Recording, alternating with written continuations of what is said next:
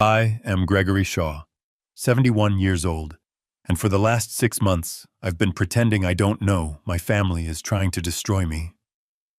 Last night, I hosted a party to celebrate selling my company for $47 million.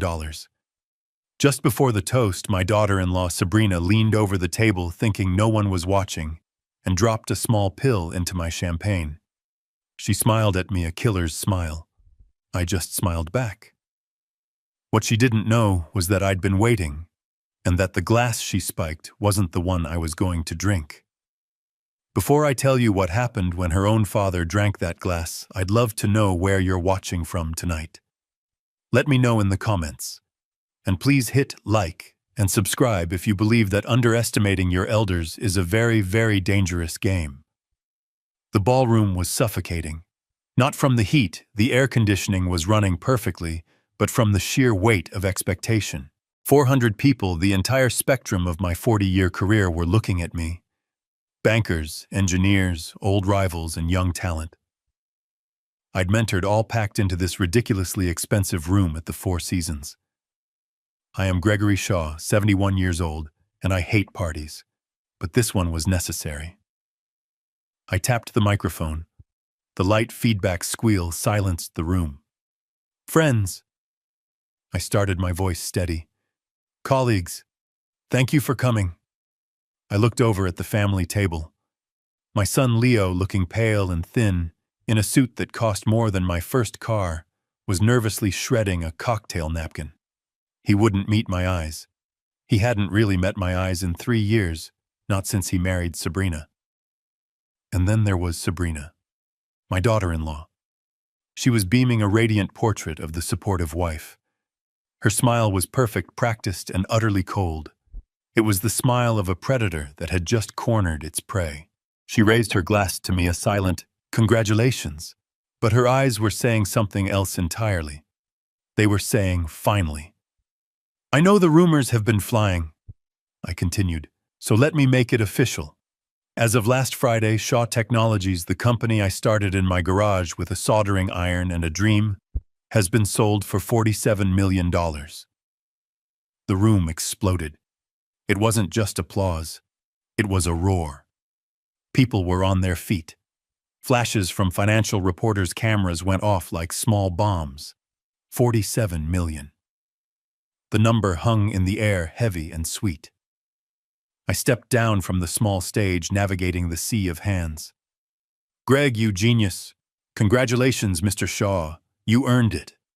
I saw a waiter in a sharp tuxedo maneuvering a silver tray of champagne toward the family table. This was it. I politely turned my back to my family, pretending to be engrossed in a handshake with an old competitor. "Frankly, Greg, I never thought you'd sell," he was saying. "All good things must come to an end, Robert," I replied, but I wasn't watching him. I was watching Sabrina. In the reflection of a large, abstract oil painting on the far wall, I saw her movements. The waiter placed the glasses. She waited until he turned, then, thinking she was completely obscured by the floral centerpiece, her hand darted from her glittering clutch purse. Quick as a snake, she dropped a small white pill into the glass designated for me. I watched the pill dissolve instantly, leaving no trace. She was good. Practiced. It made me wonder how many other things she had practiced. I didn't feel anger. I didn't feel fear. I felt validated. I was right. All the months of suspicion, all the small missing pieces, all the late-night encrypted phone calls my private investigator had recorded, it all led to this. I knew this was coming. In fact, I had counted on it. This entire $47 million party was a trap, and the bait was me. I turned back to the table, my face a mask of grandfatherly joy. Ah, champagne wonderful. Sabrina's father, Mitchell Conrad, was standing right there, his chest puffed out. He was a big man who always seemed to be taking up more space than he was entitled to. He was already talking loudly to a local city councilman, gesturing wildly. And of course, I was the one who advised Greg on the exit strategy. He was lying. The key to a deal this big isn't the tech, it's the timing. It's the vision. Mitchell hadn't advised me on anything except how to write him a check. The waiter was gone. The glasses were set. My glass with the dissolved poison sat waiting. Sabrina's eyes were fixed on me. "Gregory," I said, my voice suddenly raspy. I coughed a deep, rattling hack that sounded genuinely alarming. I leaned heavily on the table, my hand knocking into the stem of my glass and Mitchell's. "Oh, goodness," I sputtered. Everyone at the table turned to look at me, their faces etched with concern. "Dad, are you okay?" Leo asked, jumping up. Fine, I wheezed. And in that 2-second window of distraction, my hand, the hand that used to solder microchips, performed the single most important maneuver of my life. It was a simple, elegant switch. When I straightened up, the glass in front of me was clean. The poisoned glass was now sitting directly in front of Mitchell Conrad. "Just a tickle in my throat," I said, smiling weakly. "Well, let's get that toast moving," Sabrina announced, her voice a little too bright. She was impatient. She picked up her own glass. Her eyes bored into me. "Dad, raise your glass." Mitchell, annoyed that his story had been interrupted, snatched up the glass in front of him. The glass meant for me. I looked at Sabrina. I smiled. I raised my glass. "To family," I said. Mitchell Conrad loved the sound of his own voice. He grabbed the microphone from the event coordinator, who looked annoyed but was too polite to stop the father of the brides-in-law. Friends, Mitch boomed, tapping the mic. "If I could have your attention." The room slowly quieted. "Greg is a good friend," he lied again. "A brilliant man. We've had many discussions about the future of his company." I watched Sabrina. She wasn't watching her father. She was watching me. Her smile was tight, her knuckles white as she gripped her own glass. She was waiting for me to drink. "But the most important thing," Mitch continued, his voice dripping with condescension, "is knowing when to step aside. Greg and I agree it's time for the old generation, no offense, Greg, to step back." He laughed at his own joke. No one else did. "It's time for the new generation. A generation with real vision, real hunger. A generation like my daughter Sabrina and my son-in-law Leo, to take charge." And he was practically announcing their takeover of my new fortune. The arrogance was breathtaking. Leo looked like he wanted to slide under the table. He knew on some level how this looked, but he was too weak to stop it. "So I want to propose a toast," Mitch declared, "to the future and to new visions." He raised his glass high. The poisoned glass. "To the future," I echoed, locking eyes with Sabrina. Mitch drank the entire glass down in one gulp. He was a man who did nothing by halves, especially not drinking. I, on the other hand, merely raised my glass to my lips and pretended to take a sip. Sabrina's smile faltered. It didn't just falter, it collapsed. She stared at me, her eyes narrowing. She saw my glass was still full. She saw I was fine. Her face went from confusion to frustration. She subtly gestured with her head, a sharp, angry flick. "Drink," the gesture said.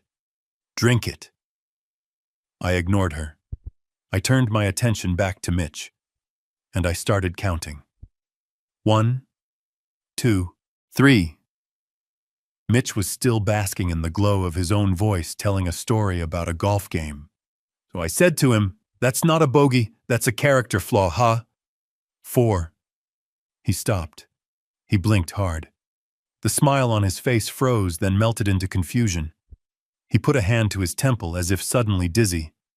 I feel... 5.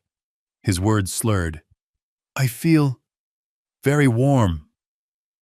He looked down at his hand, confused, as if it didn't belong to him. He was a big man, and when he fell hard. He stumbled backward one step, his eyes rolling up into his head, and then pitched forward. He collapsed onto the dance floor, scattering a small table of champagne flutes, which shattered on the marble. He didn't just faint. He began to convulse. A small choking sound came from his throat.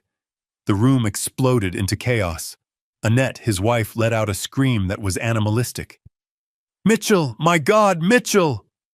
People rushed forward. Call 911. Give him space. Is he breathing? But I wasn't watching the small crowd around Mitch. I was watching Sabrina. She didn't move. She didn't run to her father. She didn't scream for help. She stood perfectly still, her face a mask of pure, white-hot, unfiltered rage. Her plan, her perfect plan, had just literally collapsed on the floor. And then she turned. Her eyes found mine through the chaos. "You!" she shrieked. Her voice cut through the panic like a siren. Every person in that ballroom stopped and turned to look at her. "You did this!" she screamed, pointing a trembling finger at me. "That was your glass! You knew you swapped it!" The silence that followed was absolute. The fluorescent lights of the private hospital's emergency waiting room were humming a cold, sterile sound that drilled into my skull. It was 1 a.m. Annette was sobbing into a handkerchief, her heavy makeup streaked into a grotesque mask. Leo was rocking back and forth in his chair, muttering to himself, "Oh God, oh God, oh God." Sabrina was pacing. She looked like a caged tiger, her $10,000 wedding party dress now wrinkled, her hair falling out of its perfect updo. She kept glaring at me, her eyes filled with a murderous hatred. The door to the private triage area opened, and a doctor, a young man who looked exhausted, stepped out. "Family for Mitchell Conrad." We all stood up. Annette rushed him. "Is he? My husband. He's stable," the doctor said, his voice flat. "We pumped his stomach. We got to it in time." Annette sagged with relief. "However," the doctor continued, his tone shifting, "you need to know what we found. His blood work came back positive for a massive near-lethal dose of olanzapine. It's a powerful antipsychotic. This was not an accident." He looked at all of us, his gaze lingering. "I'm required by law to inform you that we have notified the police. They will be here shortly to take a statement. This was an intentional, malicious act of poisoning." Annette started to wail. "Poisoned? Who would poison my husband?" And then Leo, my son, who had been a ghost for 3 years, finally spoke. He turned to his wife. His voice was quiet, trembling, but it cut through Annette's sobs like a razor. "Sabrina." She froze, staring at him.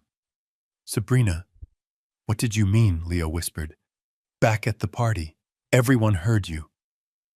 Sabrina's eyes darted around, looking for an escape. I don't know what you're talking about, Leo. I was in shock. I was hysterical." "No," Leo said, shaking his head. The denial was finally breaking. "You were specific. You said that was his glass. You were looking at Dad." He took a step toward her. "How did you know it was his glass, Sabrina? How did you know he swapped it?" His face contorted in a mask of dawning, unbearable horror.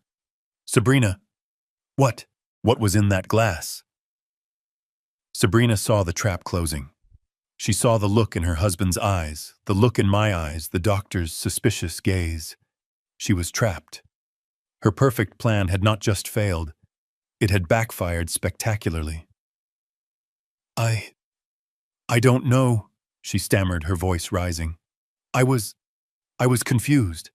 I just saw your father acting strangely by the table. He must have done it himself. He poisoned Mitch. Did it to frame me. It was a pathetic, desperate lie. It was too late. I watched my son. I saw the last brick of the wall he had built around himself crumble. He looked at his wife, this woman he had adored, this woman he had betrayed his own father for. And for the first time in 3 long years, I saw the son I thought I had lost. He wasn't looking at a wife. He was looking at a monster. The night was far from over. I sat there in that sterile hospital waiting room watching my son Leo stare at the floor. His face was a mask of hollow shock. He was seeing his wife for who she was, perhaps for the first time. But my mind wasn't in that room. It was 6 months ago when I finally admitted to myself that the son I raised was gone and that I had to start protecting myself from the man who had taken his place. My boy Leo, he wasn't always this weak. I remember him as a kid, his hands always dirty with grease and solder. He wasn't like me, a businessman. He was a creator. He got his master's in structural engineering from Carnegie Mellon. He loved the challenge. He loved building things that would outlast him. His first job, he was so proud. He worked on the new bridge downtown. He'd come over for Sunday dinner, his eyes bright, talking about stress loads and tensile strength until my eyes glazed over, but I loved it because he loved it. Then 3 years ago, he brought Sabrina home. She was polished. That's the only word for it. Perfect hair, perfect clothes, a smile that never quite reached her eyes. She was a financial consultant, she said. She talked about leveraging assets and optimizing portfolios. Suddenly, my son, the engineer who loved concrete and steel, started talking about synergy. The change was slow at first. He started dressing better. He stopped talking about his projects. He started talking about money, about passive income streams, about working smart, not hard. That was one of her favorite phrases. Then 6 months ago, he came to my office. Not my home, my office. He sat across from my desk, the desk where he used to do his homework, and he told me he was quitting his job. Quitting? I'd asked, keeping my voice neutral. But you're a lead engineer now. It's a dead end, Dad, he said, and the words sounded rehearsed. I'm just a cog in a machine. Sabrina and Mitch, they've shown me a better way. A better way? I'm going to be a project manager at Mitchell's firm, he announced, puffing out his chest. I knew Mitchell's firm. I'd had it vetted years ago when Sabrina first appeared. It was a shell, a consulting firm that didn't produce a single thing. It just moved money around. And I knew Mitchell was in trouble. A project manager, I repeated. What kind of projects, Leo? Big ones, he said vaguely.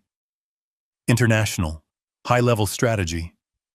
It was a fake job, a title, a way for Sabrina and Mitchell to get their hooks into him, to make him dependent on their world, a way to control him, and he couldn't see it. He was so blinded by her, so eager to please his new sophisticated family, that he willingly gave up the one thing that made him who he was. From that day, my son became a stranger. He became their puppet, their inside man, their designated heir. He was the key they needed to unlock my life's work. And as I sat in that hospital waiting room, I looked at his broken face and felt a deep, cold sadness. They hadn't just tried to poison me. They had already poisoned my son long ago. The moment Leo joined Mitchell's fake company, the pressure started. It wasn't just a change, it was a campaign. It began subtly over our strained Sunday dinners. Dad, you're working too hard, Sabrina would say, her voice dripping with manufactured concern. She'd place her perfectly manicured hand on Leo's. Leo worries about you constantly. Don't you, darling? Leo would just nod like the dutiful puppet he had become. She's right, Dad. You're 71, you should be enjoying yourself. You don't need to be in the office every day. I'd just sip my wine. The office is what I enjoy, Leo. A week later, the suggestion became a request. Dad, Leo started, clearly rehearsed. I've been thinking. I'm learning so much about high-level management with Mitch. I think I'm ready to take on more responsibility at Shaw Tech. Maybe I could, take over operations. I almost laughed. Operations. Leo, you were an engineer. You know nothing about running a multinational tech company. Sabrina jumped in, her smile tightening. Don't be modest, Leo. You have vision. That's what your father needs. Fresh eyes. My eyes are just fine, I said flatly. The company is not a toy, Sabrina. Then about 2 months ago, the requests for money began. They didn't call it money. They called it capital. Dad, Leo ambushed me in my own home, bringing Sabrina and Mitch with him. It was a planned intervention. "We have a massive opportunity," Mitch announced, spreading blueprints for a non-existent resort on my coffee table. "We just need a little bridge loan to get it started, a sign of good faith." "How much faith?" I asked, staring him down. "$5 million, Sabrina said, as if she were asking for $5. "It's nothing for you, Greg, and we'll pay you back with interest, of course." "No," I said. The room went cold. Sabrina's face twitched. "No, what do you mean no?" "I mean no. I'm not investing in this." I gestured to the fake blueprints. "My money stays where it is." Mitch's mask of civility slipped. "Now see here, Greg. This is a family matter. We are trying to build an empire for your son." "My son had a career, I said, "before you gave him a fake title and a fantasy. The answer is no." They left in a fury. The silence that followed lasted for a week. Then came the final, desperate push. It was Sabrina who called me. Leo was probably too ashamed.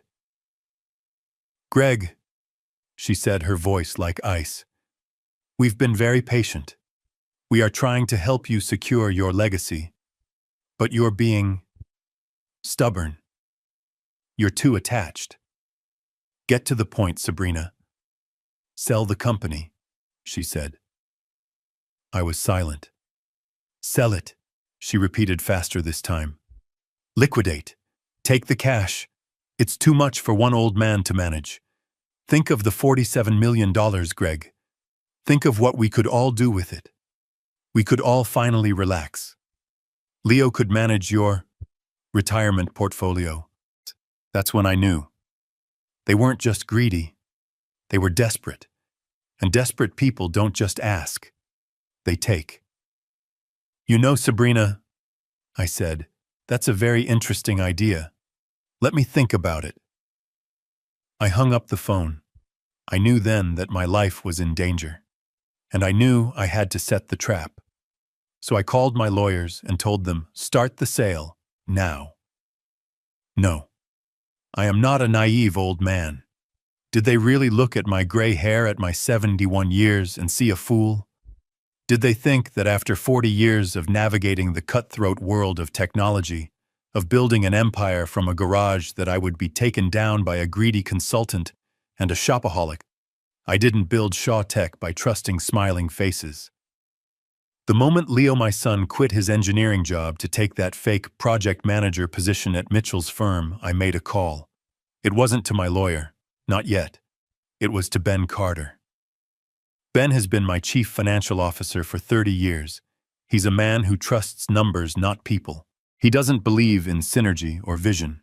He believes in balance sheets, and he knew exactly who to call. The man Ben hired wasn't the kind of man you find in the phone book. His name was Jensen, ex-military intelligence. He specialized in corporate espionage and finding the rot underneath the foundation. I met him in a quiet diner in a part of town I rarely visit. I didn't have to say much. I slid a file across the table. "My son's new family, Mitchell Conrad, Sabrina Conrad. I want to know everything, their finances, their associates, their weaknesses." Jensen didn't take notes. He just listened. He drank his black coffee, nodded once, and left. That was 4 months ago. The first report landed on my desk 2 weeks later. It was a thin 10-page file, but every word was devastating. Mitchell Conrad. Conrad Global. It wasn't a company. It was a house of cards. Jensen's report showed a network of shell corporations, massive unpaid loans, and a list of very angry private investors. Mitchell wasn't just in trouble. He was on the verge of total collapse.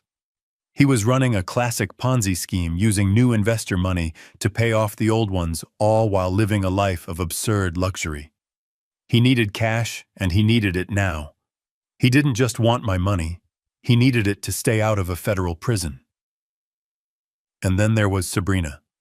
Jensen's file on her was colorful. My daughter-in-law wasn't just in debt. She was drowning in it. $200,000. Not a mortgage, not student loans. Pure high-interest credit card debt. American Express Black. Cartier. Neiman Marcus. She had leased a Maserati she couldn't afford. She had bought jewelry she couldn't pay for.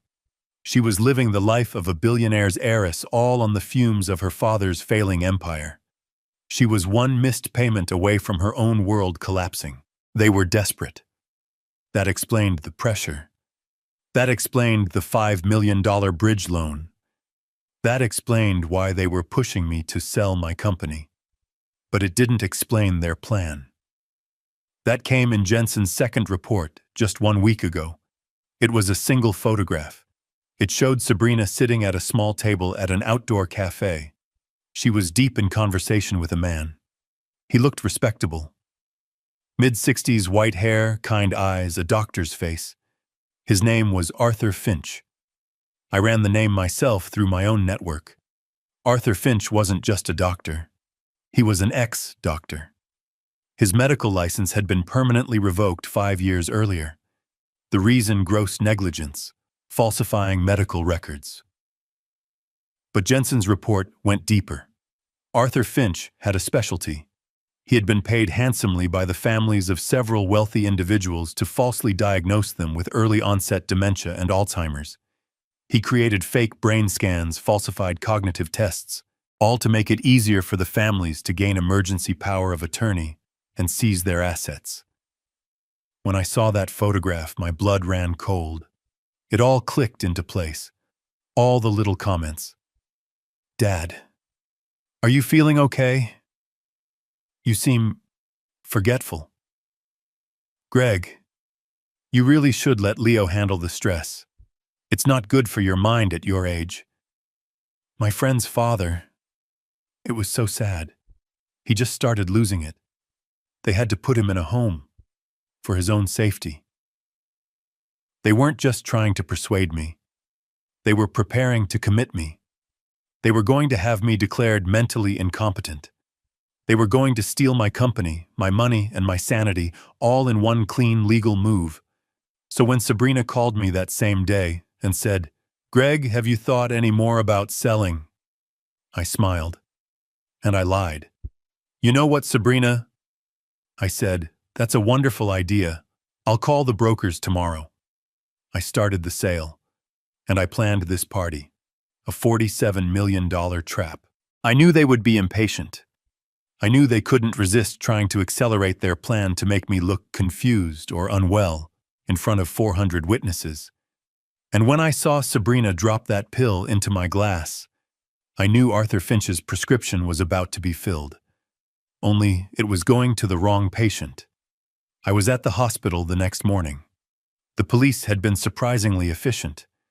After Sabrina's public hysterical confession at the party, they had officers stationed outside Mitchell's room before he even woke up. They considered him a flight risk or perhaps a target. They let me in as an involved party. I stood at the foot of the hospital bed. Mitchell Conrad looked small. The arrogance was gone, washed away, replaced by the pale, clammy skin of a sick old man. He was hooked up to a heart monitor that beeped in a steady, annoying rhythm. An IV bag dripped saline into his arm. He was awake just barely. His eyes, yellowed and watery, fluttered open. They struggled to focus. "Greg," he mumbled. His voice was a dry, papery rasp. What happened? You were poisoned, Mitch," I said flatly. His eyes widened in genuine confusion, but before he could respond, the door to the room hissed open. A woman in her 50s walked in, not a nurse. She wore a crisp white coat over a steel-gray suit. Her face was sharp, intelligent, and held an expression of profound impatience. Her badge read, "Dr. Alani, Chief of Toxicology." She was holding a file. "Mr. Shaw?" she asked, looking at me. "Yes, I'm Gregory Shaw. This is—" "I know who he is," she said, cutting me off. She looked at Mitchell with the cold, detached gaze of a scientist. "I'm Dr. Alani. The police asked me to personally consult on Mr. Conrad's case. And I have to say, What we found is clinically fascinating. Fascinating, I asked. He almost died. Oh no, she corrected me, instantly opening the file. He was never in danger of dying. That's what's so interesting. The dose he ingested was massive, yes. It was designed to incapacitate, to shock the system. But the drug itself, olanzapine. I shook my head. I've never heard of it. You wouldn't unless you were a psychiatrist, she said. It's a powerful antipsychotic. We use it to treat severe schizophrenia, bipolar disorder. In high doses, it's a heavy-duty chemical restraint. It sedates, confuses. But here's the thing.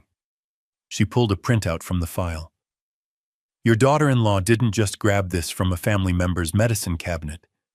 The pill she used was a custom compounded high-potency version, not commercially available. This was specialized. So she was trying to kill him, I stated. Dr. Alani shook her head, a small, impatient sigh. That's the paradox. A massive dose like this, it's messy. It's shocking. It looks like a violent assault. But this specific drug, it has another far more insidious off-label use. I waited. The beeping of Mitch's heart monitor seemed to get louder in the silence. She looked from me to Mitch, who was now listening, with a dawning, slack-jawed terror. You see, Mr. Shaw, she said, in a massive dose, olanzapine just knocks you out. It causes seizures like the one Mr. Conrad experienced. But in small, chronic doses administered over weeks, hidden in a morning coffee, or mixed into a daily vitamin, it does something else entirely. She paused, letting the weight of her words settle in the sterile room. It mimics the exact clinical symptoms of rapid-onset dementia. My blood turned to ice. I physically recoiled. I felt the air leave my lungs as if I'd been punched. All those little comments from Sabrina and Leo flashed through my mind suddenly, coalescing into a single horrifying image. Dad, are you feeling okay? You seem forgetful.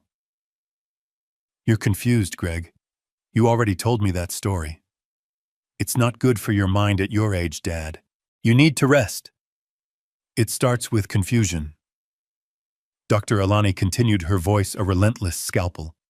Then short-term memory loss, paranoia, slurred speech, emotional volatility. To an outside observer, especially a doctor who wants to see it, or one who is being paid to see it, it looks exactly like Alzheimer's. I sank into the hard plastic visitor's chair. My God, I whispered. I looked at Mitch. He was staring at the doctor, his face ashen. He knew. Of course he knew. He was part of it. This was their plan all along. They weren't trying to murder me, I said, the words tasting like ash in my mouth. Dr. Alani looked at me, her sharp eyes finally showing a flicker of sympathy. No, Mr. Shaw, she said softly. They weren't trying to kill you. They were trying to erase you. They were going to have me declared mentally incompetent. The party. The $47 million announcement. It must have accelerated their timeline. They couldn't wait for the slow, chronic poisoning. They needed a public spectacle. They gave me a massive dose, hoping I would collapse on that stage, drooling, incoherent raving. A crazy old man having a psychotic break in front of 400 witnesses. It would have been the perfect justification. We have to put him in a home, for his own safety. And they would have gained control of everything. It wasn't a clumsy attempt at murder. It was a brilliant, diabolical plan to steal my life while I was still breathing. I sank back into that hard plastic chair.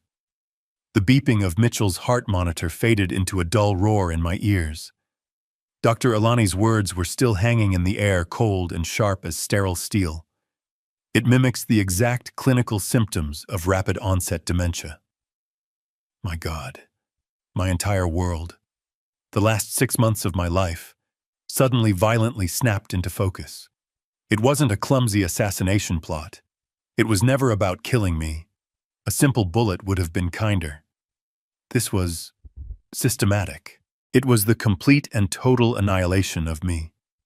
They didn't want my corpse. They wanted my name, my signature, my power, all wielded by them while I sat drooling in a padded room legally erased.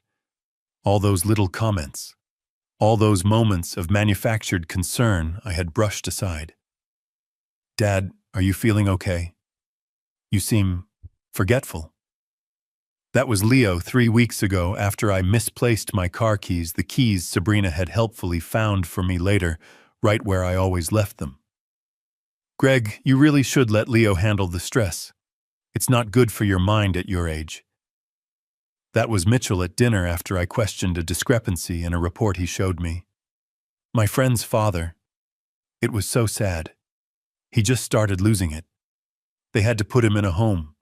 For his own safety, you know. That was Sabrina, her voice like honey, her eyes like ice. They were gaslighting me. They were planting the seeds. I could see their original plan clear as day. It was a slow burn, a masterpiece of cruelty. They would have started small. A tiny bit of that powder in my morning coffee every day for weeks. I would have started to get confused. I'd miss an appointment. I'd forget a name. I'd slur my words at a board meeting. And they would be right there, my loving family, to catch me. "Oh, Dad, you're just tired." "Don't worry, Greg, I'll handle that meeting for you." "Leo, darling, I think we need to call a doctor. I'm so worried about him." And who would they call, of course? Arthur Finch, the disgraced doctor Sabrina had been meeting with. He'd come in with his kind, compassionate eyes. He'd run his tests. He'd shake his head gravely. "I'm so sorry, Leo, Sabrina," he would say. "It looks like classic rapid onset dementia. He's a danger to himself. He can't be trusted with his own affairs." Then they would stage the intervention. They would sit me down in my own living room, their faces masks of deep, sorrowful concern. They would tell me they loved me. They would tell me this was for my own good. They would have a judge friendly to their lawyers, sign the papers. Power of attorney. Guardianship. They would seize control of Shaw Tech. They would seize my bank accounts. They would liquidate everything. And they would put me in the most expensive, most secure, most isolated nursing home they could find for my own safety. And I would be gone. A ghost in my own life. The world would see Gregory Shaw, the tech visionary, reduced to a babbling, incompetent old man, while his loving family, reluctantly, managed his vast empire. It was perfect. It was patient. It was evil. But I ruined it. I ruined it by selling the company. I sold it too fast. I called the brokers. I set the price. I signed the deal in 72 hours, $47 million. Suddenly, their patient long-term plan was worthless. They didn't have weeks. The sale liquidated everything. It converted my assets, my company, into cold, hard cash. Cash that was sitting in my bank account under my control. They panicked. They needed a new plan. A plan that was fast, public, and undeniable. And that's what last night was. The party. It wasn't a celebration for them. It was an opportunity. Their last desperate chance. They couldn't slowly build a case for my dementia anymore. They had to create the event. One massive dose. Not to kill me, but to make me have a complete psychotic breakdown in front of 400 of the city's most influential people. I could see it happening in my mind's eye. I would have stood on that stage, my company sold, my fortune secured, and I would have started raving. I would have collapsed. I would have slurred my words, become violent, paranoid, incoherent. It would have been a tragedy. Poor Greg Shaw. The stress finally broke him. Sabrina and Leo would have rushed to my side, the perfect distraught children. The doctors. They warned us this might happen. He's been so confused lately. They would have had Arthur Finch on standby. He'd be the family friend in the audience who graciously stepped in to administer a sedative. They would have had an ambulance, not a hearse, waiting outside. By midnight, I would have been committed. By Monday morning, they would have been in court with a dozen witness statements from my own party, all confirming my public catastrophic mental collapse. They would have had guardianship by noon. It wasn't a clumsy attempt at murder. It was a brilliant last-minute pivot, and it almost worked. It would have worked if they hadn't underestimated the old man they were trying to erase. I left the hospital an hour later. I didn't stay to watch Mitch wake up. I didn't need to. I already had what I needed. I was in my study, a room they hadn't bothered to enter in years, surrounded by old books and schematics. I was staring at the wall, seeing the pieces of their plan click into place. The dementia, the public spectacle, the disgraced doctor. When my phone buzzed on the desk, it was Leo. I let it ring 3 times, then picked up. "Hello, Leo." "Dad." His voice wasn't just panicked. It was hysterical. It was the shriek of a man whose entire world was not just collapsing, but actively on fire. "Dad, you have to come home right now." "It's Sabrina." I stayed silent. I waited. She's going crazy. You have to come home and fix this. She's threatening to call the police." I gripped the phone. "The police? Why would she do that, Leo? She's saying you did it," he wailed. "She's screaming. She's telling her mother, she's telling everyone, that you poisoned Mitch on purpose." Ah, there it was. It was beautiful in its own sociopathic way. A perfect pivot. Plan A, having me declared incompetent, had failed. It had blown up in their faces at the party, so they had immediately seamlessly shifted to Plan B. If they couldn't make me the victim, they would make me the villain. "She's saying you knew." Leo was almost sobbing into the phone. "She's saying you found out about the pill, and you let her do it, just so you could swap the glasses and poison Mitch. She's saying you wanted to frame her to get rid of her and her father. She's saying you are the monster." It was brilliant. They would use her own public hysterical confession. That was your glass. You swapped it as the foundation of their new lie. It wasn't a confession. It was an accusation. They would paint me as a cold, calculating puppet master, a 71-year-old man who would sacrifice his son's father-in-law just to get rid of a daughter-in-law he didn't like. They would destroy my reputation, tie me up in legal battles, and drain my accounts fighting a criminal charge. It was just another way to win. "She's out of control, Dad," Leo pleaded. "You have to talk to her. You're the only one who can calm her down." The bait was set. They needed me to come back to the house, their territory. And then Leo said the words that confirmed everything. She called someone, a professional. She said you need help, that you're having delusions. She invited a doctor, a specialist, to the house, to talk to you. He's on his way. Please, Dad, just come home and talk to him. Please. A doctor, of course. Arthur Finch, the disgraced specialist in dementia. The trap was set. They were pushing the original plan, but with a new vicious twist. They were going to have me declared incompetent and a criminal all at once. "All right, Leo," I said, my voice trembling just the right amount.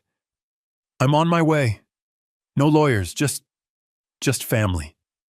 I hung up, and I immediately called Ben Carter. "Ben," I said, "it's time. They're all at the house, and they've brought their fake doctor." I checked my reflection in the dark glass of my study window. "Get the team ready, and make sure the cameras are rolling before I walk in the door."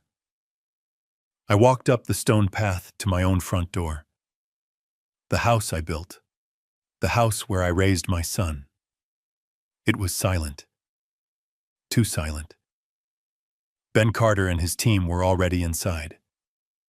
My investigator Jensen had disarmed the alarm system 2 days ago and installed his own audio and video surveillance in the living room. They were waiting in my study, the one room in the house Sabrina never entered because it was too dusty. I put my key in the lock, turned it, and pushed the door open. The air inside was cold. I walked into the living room, and there they were, a tribunal. Leo was sitting on the edge of the ottoman, his hands clasped so tightly his knuckles were white. He looked like he hadn't slept in a week. Annette Mitchell's wife sat in my favorite leather armchair, as if it were her throne, her expression a mask of smug concern. And Sabrina. She was standing by the fireplace, the grieving, terrified wife. The moment I walked in, she visibly flinched and took a half step back, a perfect performance of a woman afraid of her abuser. Sitting opposite them in a formal wingback chair was a man I had never met, but whose face I knew intimately. He was in his mid-60s with kind silver hair and a deeply compassionate expression. He wore a crisp white shirt and a bow tie, looking every bit the seasoned, empathetic professional. "Dad," Leo said, his voice cracking as he stood up. "Thank God you're here. This is Dr. Weissman." Dr. Weissman. That's what they were calling him. I stared at him. I knew his real name, Arthur Finch. I knew his specialty. I knew his price. Jensen's report had included every detail right down to the lawsuit that had cost him his medical license. He stood up and approached me, extending a hand. His handshake was firm, warm, and utterly fake. "Gregory," he said, his voice a smooth, deep baritone. "It's a pleasure to meet you. I'm so glad you agreed to talk with us." "My son," he said. It was urgent, I replied, playing my part. I looked around, confused. "What is all this, Sabrina? Annette, what's going on?" Sabrina burst into tears, perfect, right on cue. "We're worried about you, Greg," she sobbed, dabbing at her dry eyes with a tissue. "We're so worried."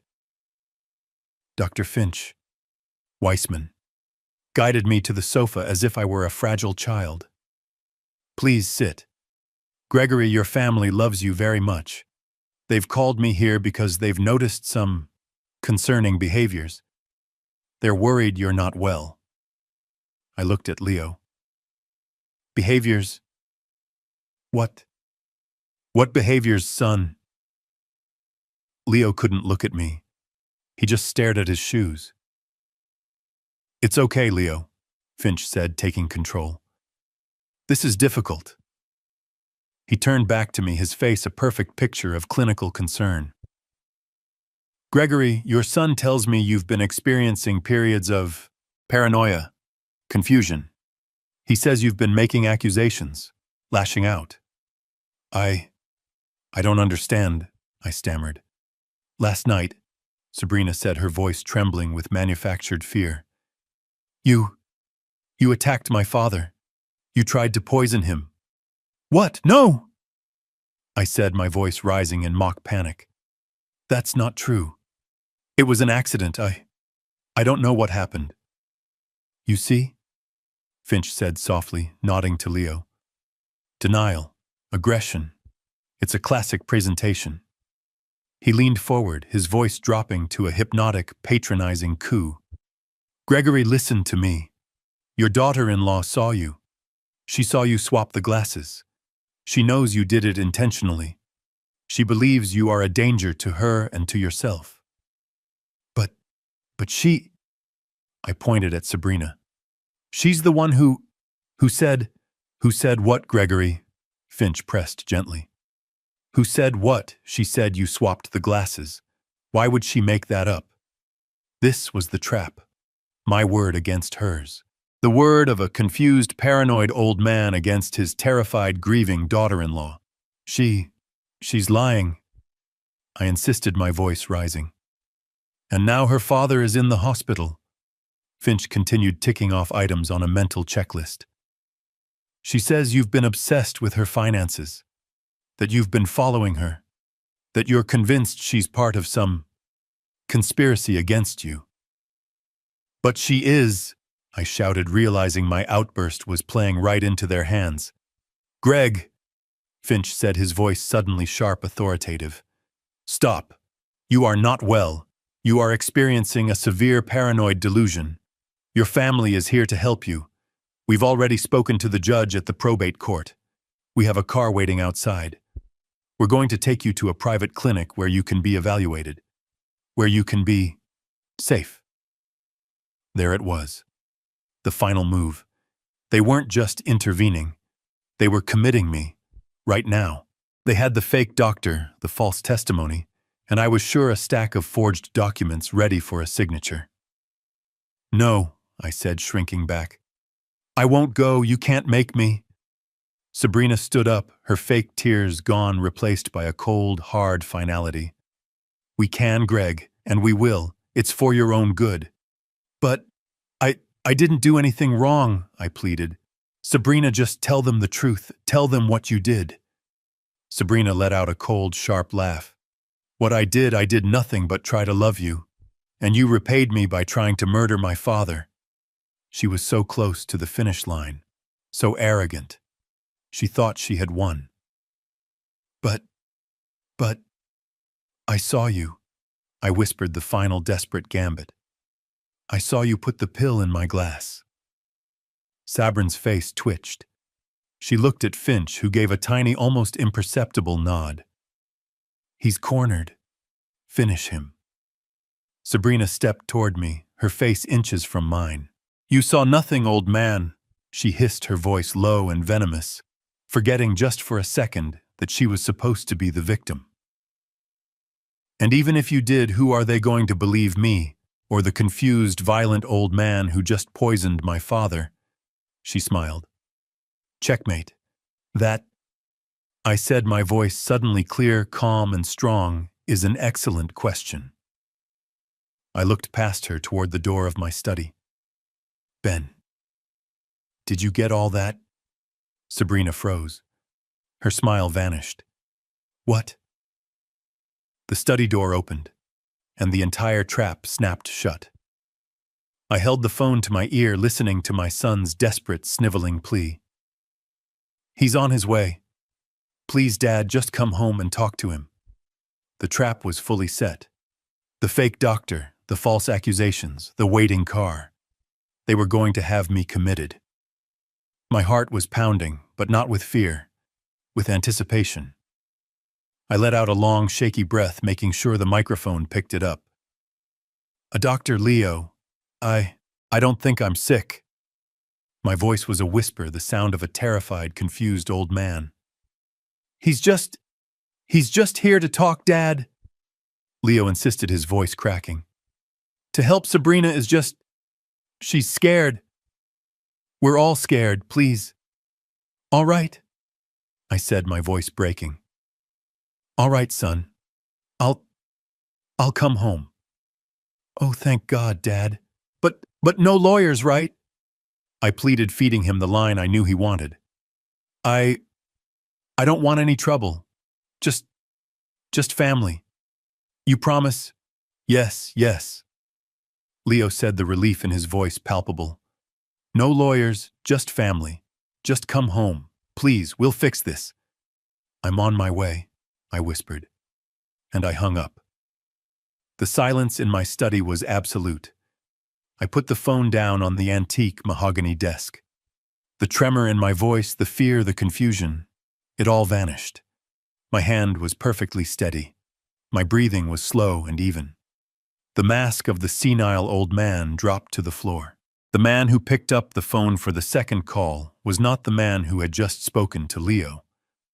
I dialed Ben Carter's private number. He picked up on the first ring. Greg, Ben, I said. My voice cold, clear, and sharp as a scalpel. It's time. There was no surprise in Ben's voice. We had prepared for this. They're moving on you. Leo just called. The intervention is set. They have their fake doctor waiting for me at the house right now. The plan is to have me committed tonight. My team is 5 minutes out, Ben said. Jensen is already monitoring the live feed from the study. He'll have eyes on you the second you walk in. Good, I said. This is what we wanted. They're all in one place, but this has moved beyond a simple fraud accusation, Ben. They tried to poison Mitch. They are going to accuse me of it. They are playing for keeps. So are we, Ben replied. What do you need? Not just your security team, I said, standing up and straightening my jacket. Call your contact at the precinct. I want uniformed officers. I want them parked one street over, ready to move on my signal. I want this official, Ben. I want this clean. Understood. We'll have 2 patrol cars and my 2 plainclothes security guys. Excellent, I said. I'm walking in alone. I want them to feel completely in control. I want them to make their move. I want them to say everything on camera. Greg, it's risky, Ben warned. It's not risky, I said, walking towards the door. It's a performance, and they have no idea I've been reading their script for months. Tell your team to wait for my signal. What's the signal? Ben asked. I paused my hand on the doorknob. You'll know it when you hear it, Ben. I'm going in. I put my key in the lock. The click of the tumbler turning was unnaturally loud in the silence. I pushed the door open. The air in my own home was cold, stale. They had been waiting. I walked into the living room and my steps faltered. This wasn't a family gathering.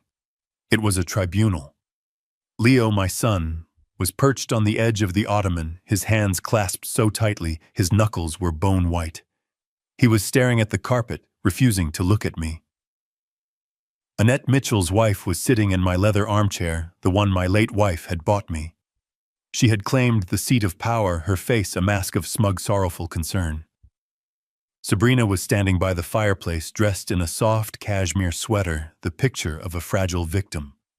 The moment I entered, she physically flinched, taking a small, practiced step backward, as if afraid I might strike her. And sitting directly across from the doorway in the formal wingback chair was a man I had never seen in person, but whose face I knew intimately. He was in his mid-60s, with a kind, handsome face, silver hair brushed perfectly to the side, and a deeply compassionate expression. He wore a tweed jacket, a crisp white shirt, and a bow tie. He looked like every fantasy of the perfect, caring psychiatrist. I knew his name was Arthur Finch.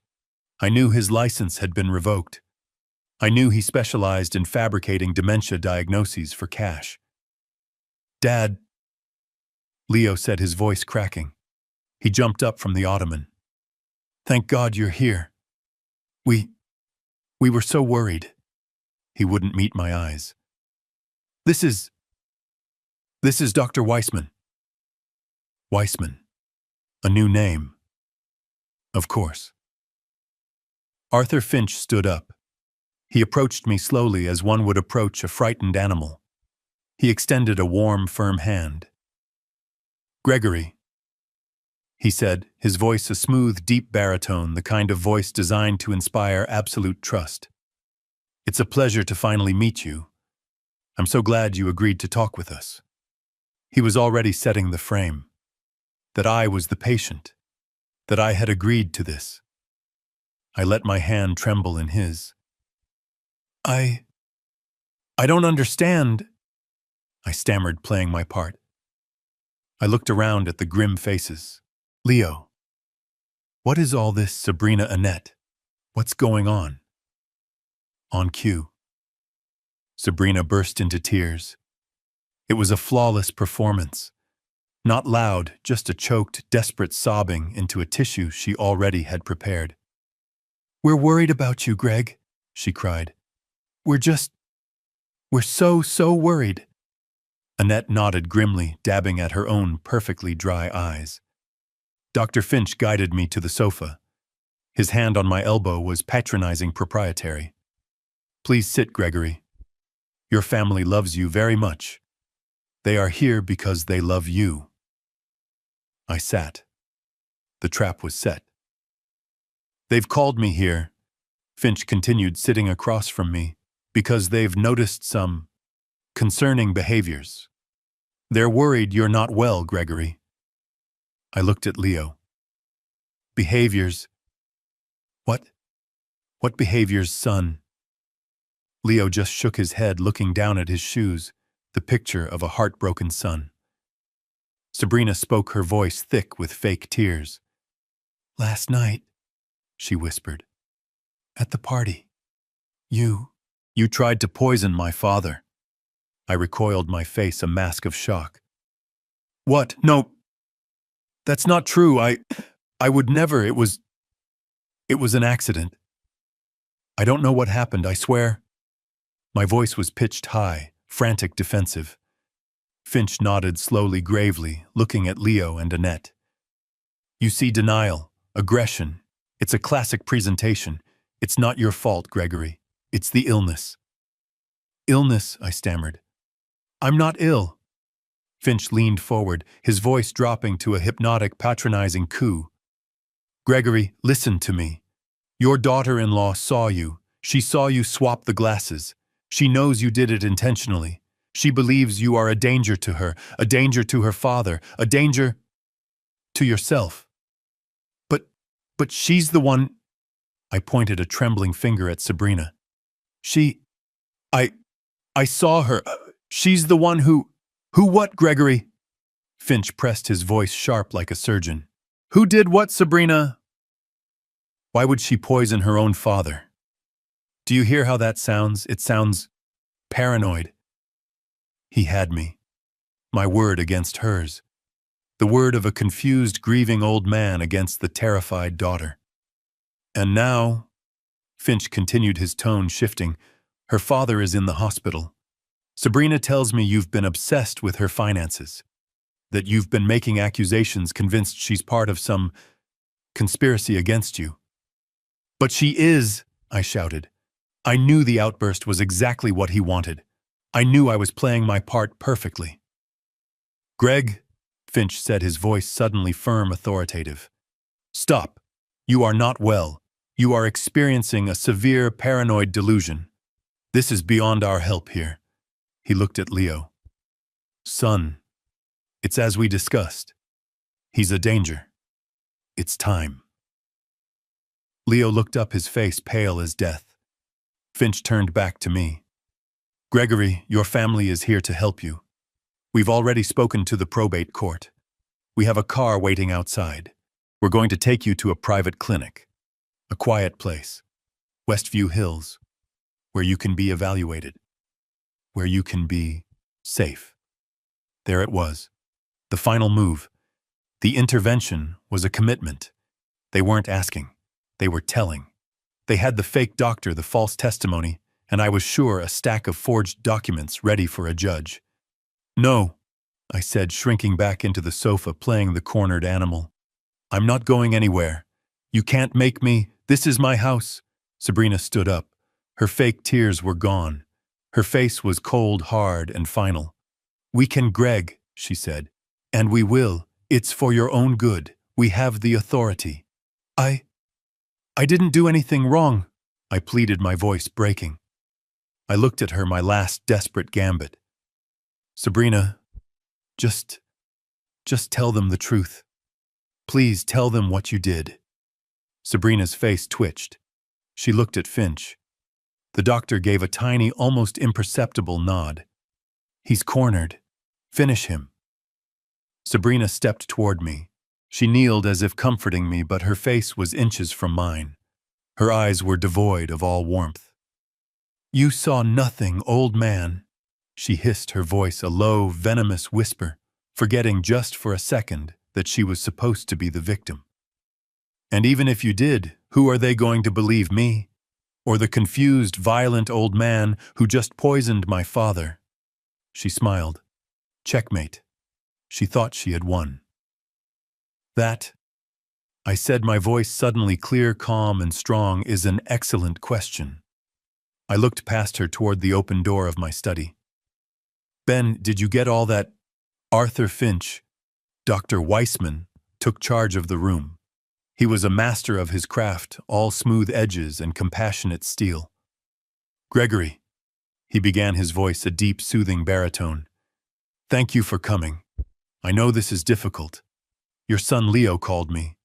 He's deeply worried about you. He gestured to Leo. Leo looked up, his eyes bloodshot, and then looked away as if the very act of seeing me caused him pain.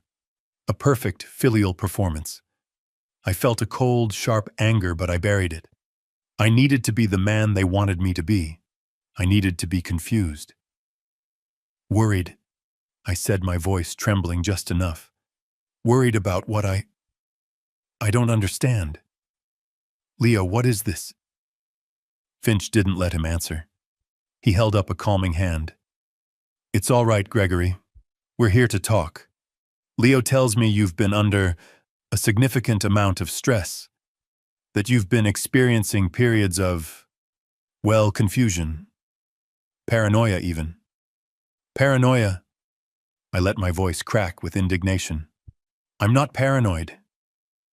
Finch gave a sad, sympathetic nod, as if I had just confirmed his diagnosis. That's a very common response. Please, no one is accusing you. We are concerned. Sabrina, who had been crying softly into her tissue, looked up. He thinks I'm trying to hurt him, doctor. She whispered, her voice breaking beautifully. He thinks I'm trying to steal from him. He's been accusing me of... She couldn't finish, dissolving back into sobs. It's okay, Sabrina, Finch said, patting her shoulder. He turned back to me. You see, Gregory, this is what we mean. You've been fixating on your daughter-in-law, a persecutory delusion. It's a classic presentation. The patient often latches onto the person closest to them, the one they see as a caregiver. Caregiver. The word was so grotesque, so deeply false, it almost made me laugh. This woman who had just tried to chemically induce dementia in me was being painted as my selfless nurse. But she's lying, I stammered. I'm not, And then, Finch continued, his voice growing more somber. There was last night. The party. He paused, letting the silence in the room build. Sabrina is, well, frankly, she's terrified for her safety, Gregory. She believes you intentionally and with premeditation tried to harm her father. My heart was pounding a steady, cold rhythm. Here it was. Plan B, the new narrative. She says, Finch continued, looking down at a completely blank legal pad on his lap, as if consulting notes, that you have become obsessed with her and her father, that you've made veiled threats, and that last night, in a fit of paranoid rage, you swapped your champagne glass with Mr. Conrad's. No, I shouted, standing up. That's not what happened. She put something in my glass. I saw her. Finch stood up with me, his movements slow, non-threatening. Gregory, please, sit down. His voice was firm now, the doctor taking charge. Aggression, lashing out, blame shifting. These are all part of the syndrome. You are not well. We are not here to accuse you. We are here to help you. Syndrome. A lovely non-specific word, vague enough to be meaningless, clinical enough to be terrifying. He's been like this for months. Annette, the mother-in-law, chimed in, her voice sharp. Asking strange questions, obsessing over our family's finances. It's not normal. The obsession with finances, Finch repeated, nodding. The forgetfulness, he asked, looking at Leo. Leo just nodded, misery radiating from him. My keys, I thought. The keys Sabrina had found for me in the refrigerator. A plant. The isolation from your family, Finch pressed. My avoidance of their toxic Sunday dinners. And now, this, Finch said, gesturing around the room. This terrible event with Mr. Conrad. Gregory, Sabrina is afraid you'll try to harm her next. She believes you came here today to silence her. That is why she asked me to be here. For her protection. He had done it. In less than 5 minutes, he had painted a perfect, undeniable portrait of me as a violent, paranoid, and rapidly declining old man. He had twisted every rational act of self-defense I had taken over the past months into a symptom of my illness. He had built the cage. Now he just had to get me to walk into it.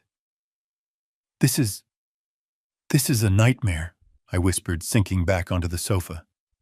I put my head in my hands, the picture of a defeated man. It's a performance, I told myself.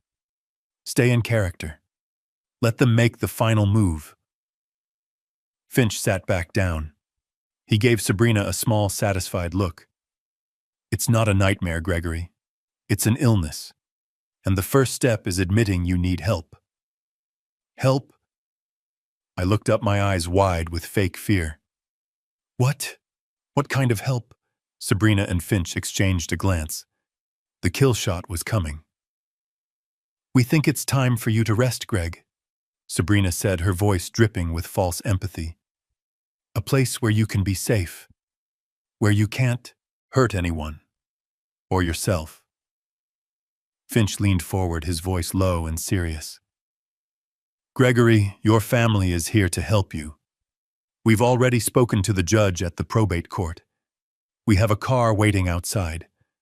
We're going to take you to a private clinic, a quiet place, Westview Hills, where you can be evaluated, where you can be safe. There it was. The final move. The intervention was a commitment. They weren't asking. They were telling. They had the fake doctor, the false testimony, and I was sure a stack of forged documents ready for a judge. No, I said, shrinking back. I won't go. You can't make me. This is my house. Sabrina stood up. Her fake tears were gone. Her face was cold, hard, and final. We can, Greg, she said. And we will. It's for your own good. We have the authority. I didn't do anything wrong, I pleaded, my voice breaking. I looked at her, my last desperate gambit. Sabrina, just tell them the truth. Please tell them what you did. Sabrina's face twitched. She looked at Finch. The doctor gave a tiny, almost imperceptible nod. He's cornered. Finish him. Sabrina stepped toward me. She kneeled as if comforting me, but her face was inches from mine. Her eyes were devoid of all warmth. You saw nothing, old man, she hissed, her voice a low, venomous whisper, forgetting just for a second that she was supposed to be the victim. And even if you did, who are they going to believe, me, or the confused, violent old man who just poisoned my father? She smiled. Checkmate. She thought she had won. That, I said, my voice suddenly clear, calm, and strong, is an excellent question. I looked past her toward the open door of my study. Ben, did you get all that? Sabrina froze. Her head snapped toward the study. Her eyes, which had been so cold and confident, were now wide with pure, unadulterated panic. Leo and Annette just looked confused. Ben, Leo stammered. Who's Ben? The fake Dr. Arthur Finch was the first to truly understand. His mask of compassion evaporated. His eyes darted to the front door, calculating his escape route. The study door opened slowly. Ben Carter, my CFO and the most ruthless lawyer I know, stepped out. He was holding his phone, the screen glowing. He was not alone. Behind him stepped Jensen, my private investigator, holding a professional video camera with a bright red record light glowing. And behind him, 2 uniformed police officers. They stepped into the room, their presence sucking all the air out of it. One officer casually moved to block the front door. The other stood by the study, his hand resting near his belt. Cha, Leo whispered, his voice trembling. What is this? Sabrina's face, her entire mask of control, just crumbled. It was like watching a porcelain doll crack and fall apart in seconds. Her knees buckled. No, she whispered. No. Finch, the fake doctor, tried to make a move for the hallway. I believe this is a private family matter, he said, his voice suddenly squeaky. The officer by the door just shook his head. I wouldn't, sir. Please have a seat. Ben Carter walked to the center of the room and looked at Sabrina. His voice was calm, cold, and final. We got all of it, Greg, he said to me. Then he looked directly at Sabrina. Every single word. We got your specific, uncoerced confession poem to spiking your father-in-law's drink at the party. We got your admission that you swapped the glasses to frame him. And we got your conspiracy with Mr. Arthur Finch here. He gestured to the fake doctor.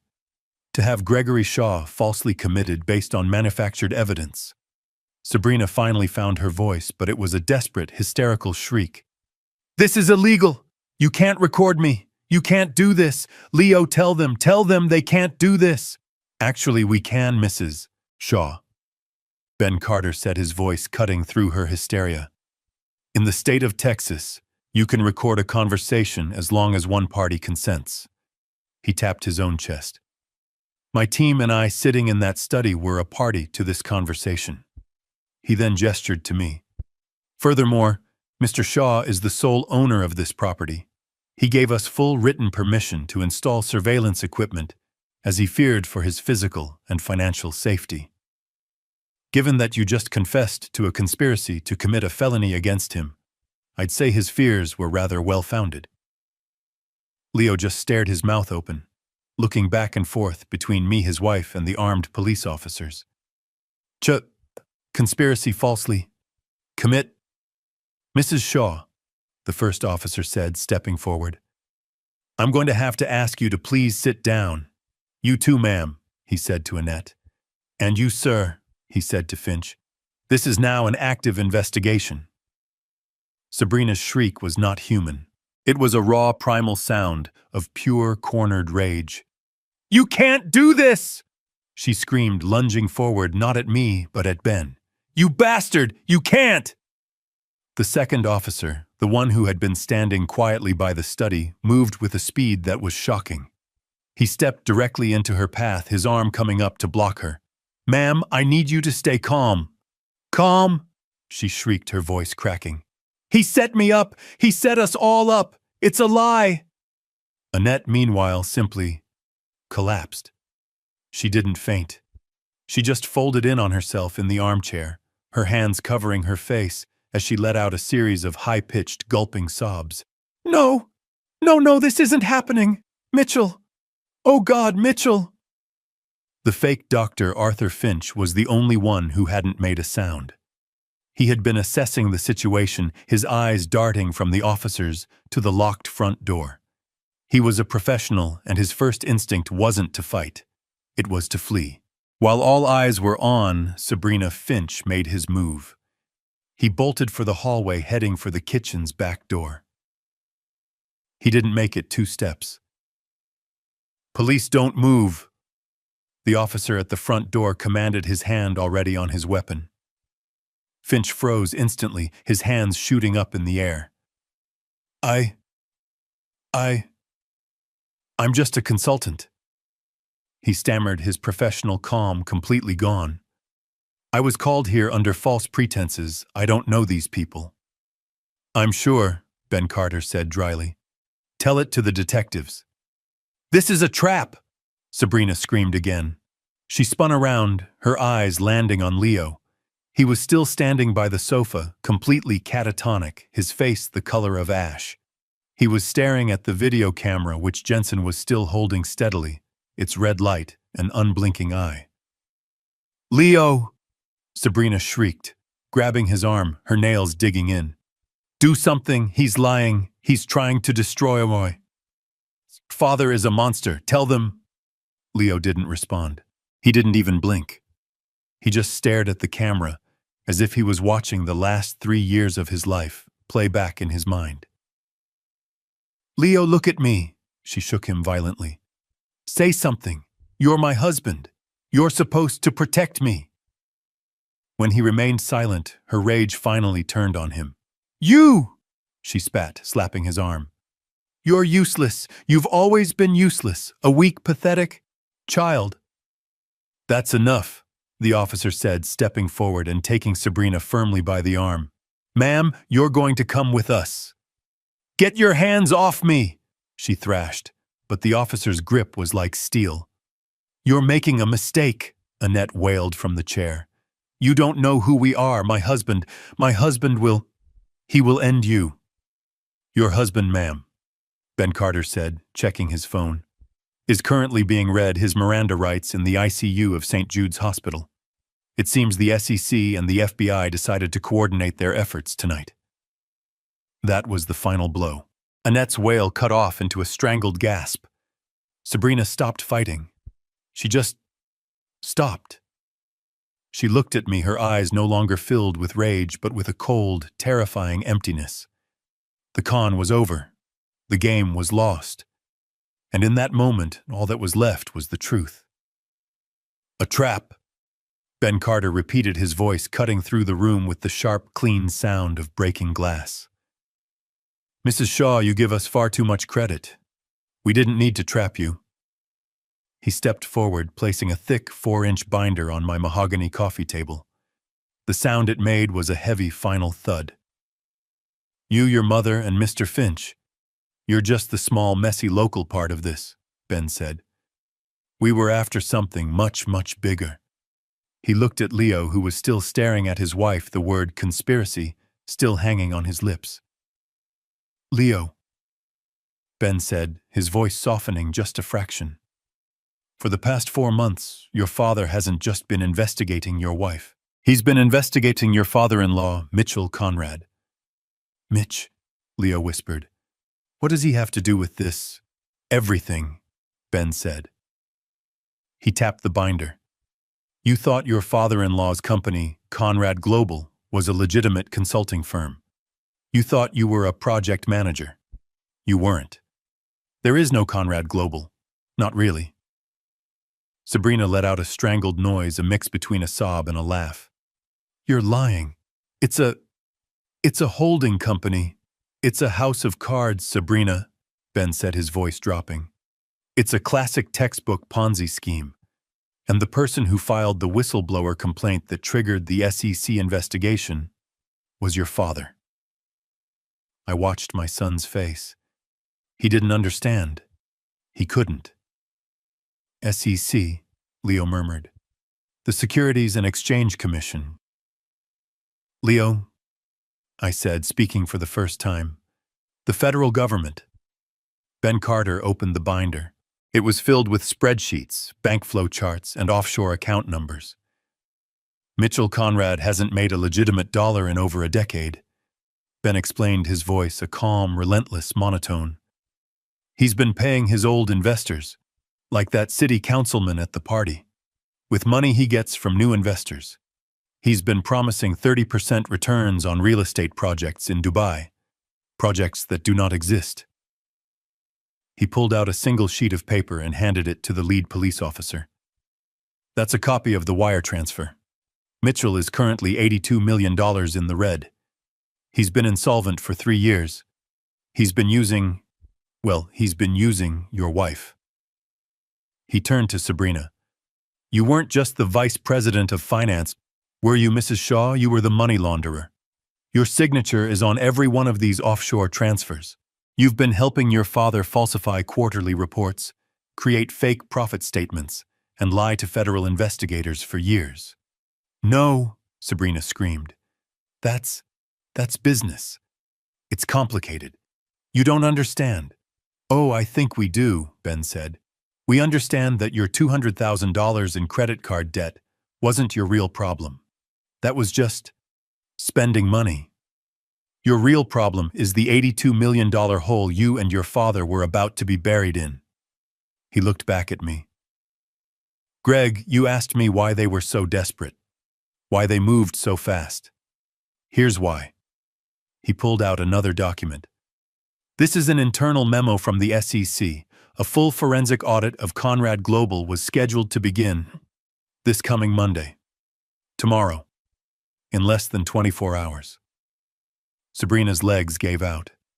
She physically sagged against the officer who was holding her arm. They were out of time, I said, the final horrible piece clicking into place. Completely, Ben confirmed. They had no more new investors. The well was dry.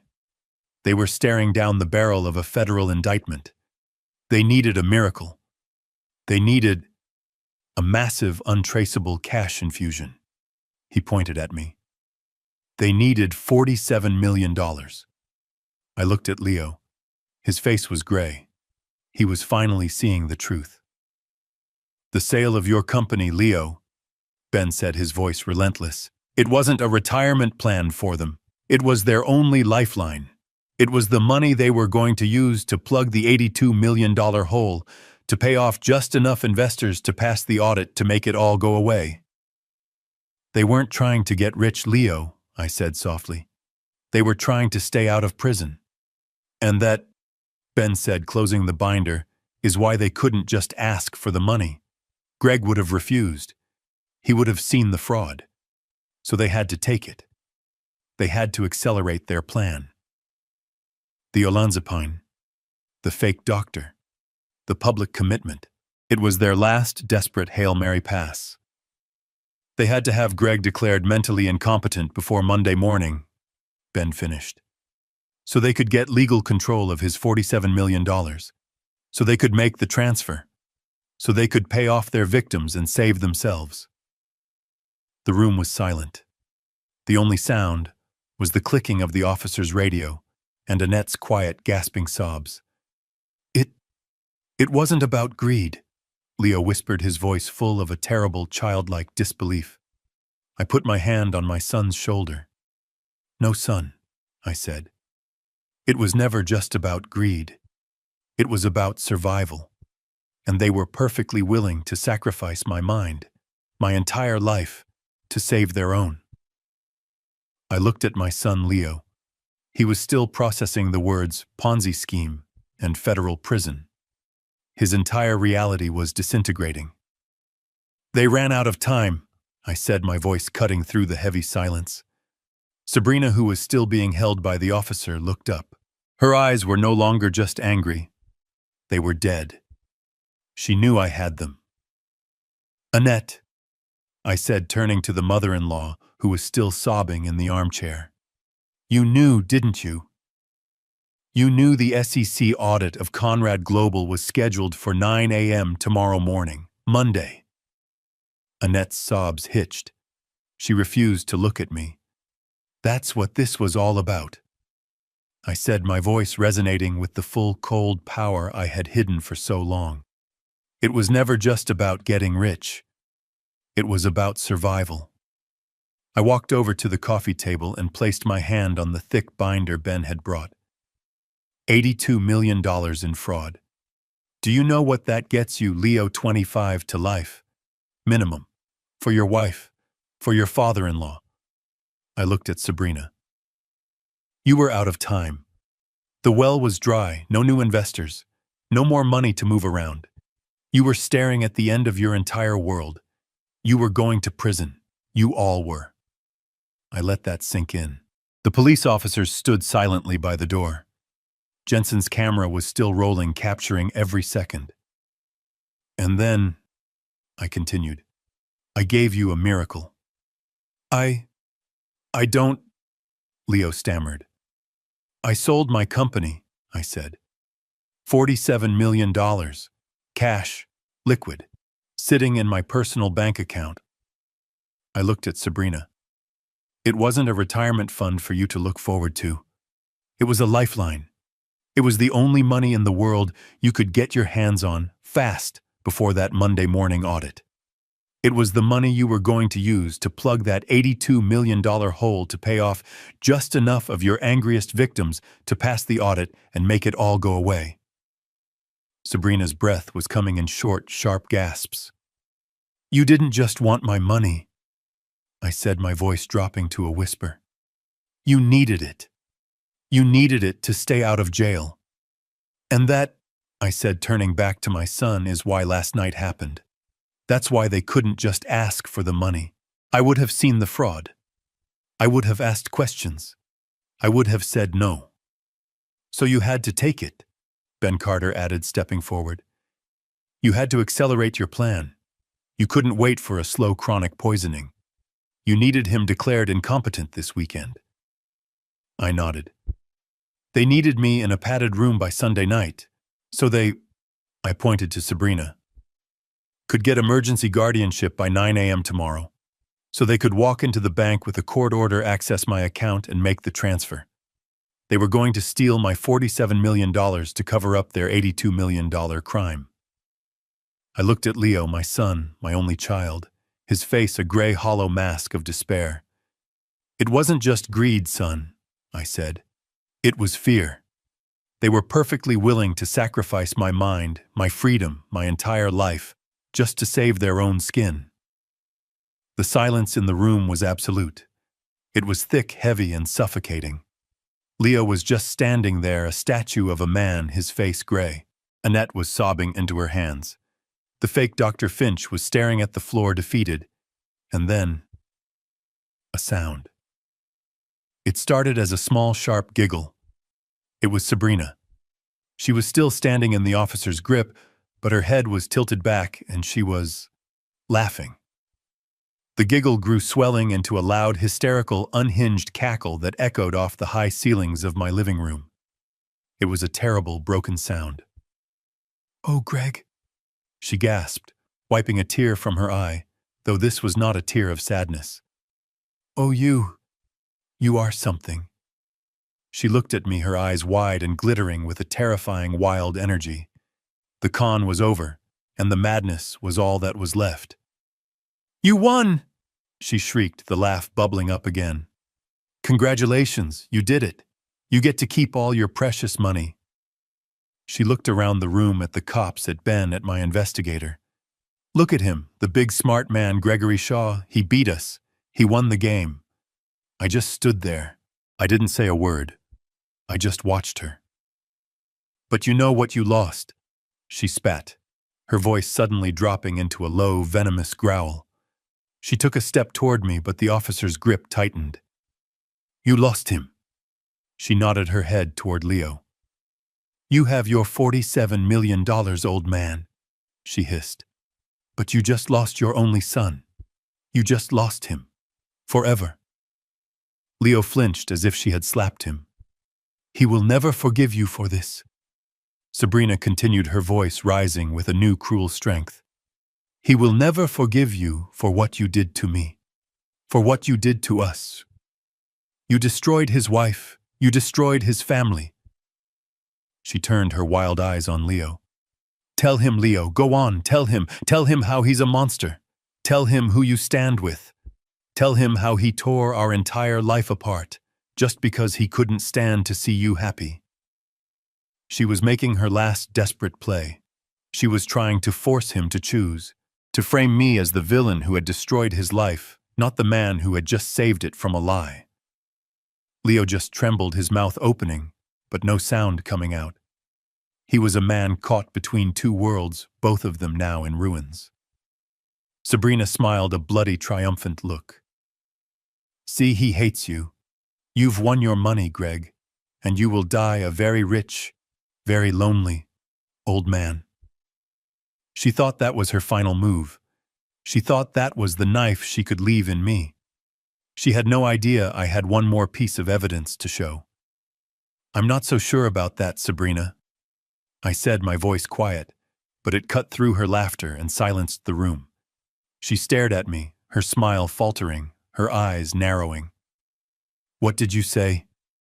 I didn't answer her. I just looked past her, past the police officers, to Ben Carter, who was still standing by my study door. I gave him a single, slow nod. Ben understood. He didn't say a word. He simply tapped the screen of the tablet he was holding. On the far wall of the living room, my 80-inch smart television, which had been dark, flickered to life. "What is this?" Sabrina snapped, her voice high with sudden, real alarm. "More of your senile old tricks, Greg, a home movie." "In a way," I said. The screen resolved into a high-definition image. It was a security feed. The location was instantly recognizable to everyone in the room, my study. The time and date stamp in the corner read, October 28th, 2025. 1 week ago. In the video, Sabrina was pacing back and forth in front of my desk, her back to the hidden camera. She was on her phone. Annette, her mother, let out a small gasp. "Sabrina."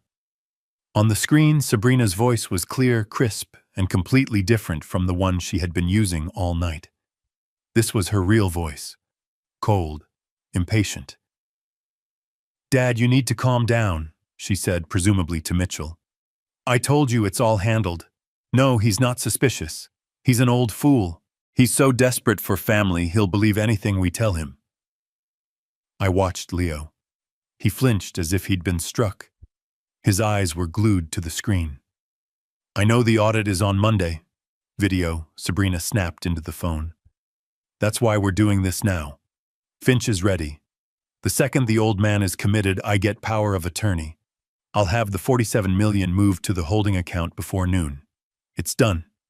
You just have to hold the SEC off for one more day.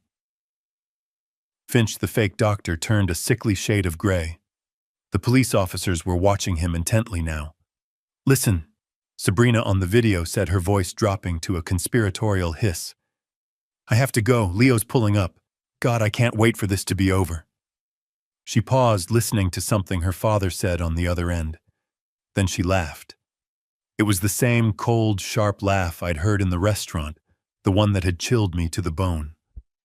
Don't worry about Leo, she said. Leo, standing next to me, made a small choked sound. He's not a problem. He'll do whatever I say. He's weak, Dad. He's always been weak. He's so pathetic, so desperate for my approval. He'd sign his own death warrant if I told him it would make me happy. I could feel Leo trembling beside me. He wasn't just shaking. He was vibrating, his entire body seized by a silent tremor. And then the video delivered the final fatal blow. Look, video, Sabrina said. The second Greg is in Westview, and we have control of the cash I'm filing for divorce. I mean it. I can't stand to have him touch me for one more second. Leo let out a sound. It was not a word. It was a sharp, punched-out gasp, as if all the air had been forced from his lungs. On the screen, Sabrina laughed again. I know, but he was useful. We'll give him a small cut, a few $100,000. Enough to keep him quiet and make him go away. And then it's just you and me, to the Caymans. Just like we planned. The rest of our lives. She blew a kiss to the phone. Okay, I have to go be the loving wife. I'll see you tomorrow. She hung up. The video ended. The screen went black. For 10 full seconds, the only sound in the room was the quiet, horrified breathing of the police officers. Annette was staring at the black screen, her mouth wide open. Finch looked like he was going to be sick. And Sabrina was not looking at me. She was not looking at the police. She was staring at Leo. Her face was a mask of pure primal terror. The kind of terror you feel when the animal you've been tormenting finally turns and you realize you're the one trapped in the cage. Leo did not move. He just stood there, his body still vibrating. Then very slowly, he turned his head. He turned from the black television screen to look at his wife. His face was completely, terrifyingly blank. He had been emotionally hollowed out. The man she had just described, the weak, pathetic child, was gone. All that was left was the shell. He didn't scream. He didn't rage. He just looked at her, and in that moment Sabrina knew. She hadn't just lost the $47 million. She hadn't just lost her freedom. She had lost everything. The black screen of the television reflected the scene in the living room. It was a perfect silent mirror of the wreckage. Leo stood frozen, his eyes fixed on the blank screen, as if he could still see Sabrina's laughing face, still hear her call him weak, pathetic, useful. Sabrina was staring at him, her mouth slightly open, her breath coming in short, sharp gasps. The terror in her eyes was absolute. She had built her entire world on her ability to control him, and she was watching that control shatter in real time. Annette had her hands clamped over her mouth, her eyes wide with a different kind of horror. She had just been implicated in a federal crime. Arthur Finch, the fake doctor, simply sank back into the wingback chair and closed his eyes. He knew the game was over. The lead police officer stepped forward into the center of the room. The sound of his leather belt creaking was unnaturally loud. He looked at Ben Carter. Ben nodded. The officer turned to Sabrina. Mrs. Sabrina Shaw, he said, his voice hard, official, and devoid of any emotion. You are under arrest for conspiracy to commit fraud, attempted assault, and reckless endangerment. He reached for her arm. Sabrina didn't fight. She didn't scream. All the manic, hysterical energy had drained out of her. She was a puppet whose strings had been cut. She simply held out her hands in front of her eyes still locked on Leo's catatonic face. The sound of the handcuffs clicking shut was like a gunshot in the silent room. No, she whispered. Not in protest, just in disbelief. The second officer turned to the man in the bow tie. Arthur Finch, he said. You are under arrest for conspiracy practicing medicine without a license and aiding in an unlawful commitment. Finch didn't resist. He stood up slowly, like an old man, and put his hands behind his back. He was a professional con man. He knew when to fold. Then the first officer looked at the armchair. Mrs. Annette Conrad. That broke the spell. Annette's head snapped up. Me, she shrieked, her voice cracking.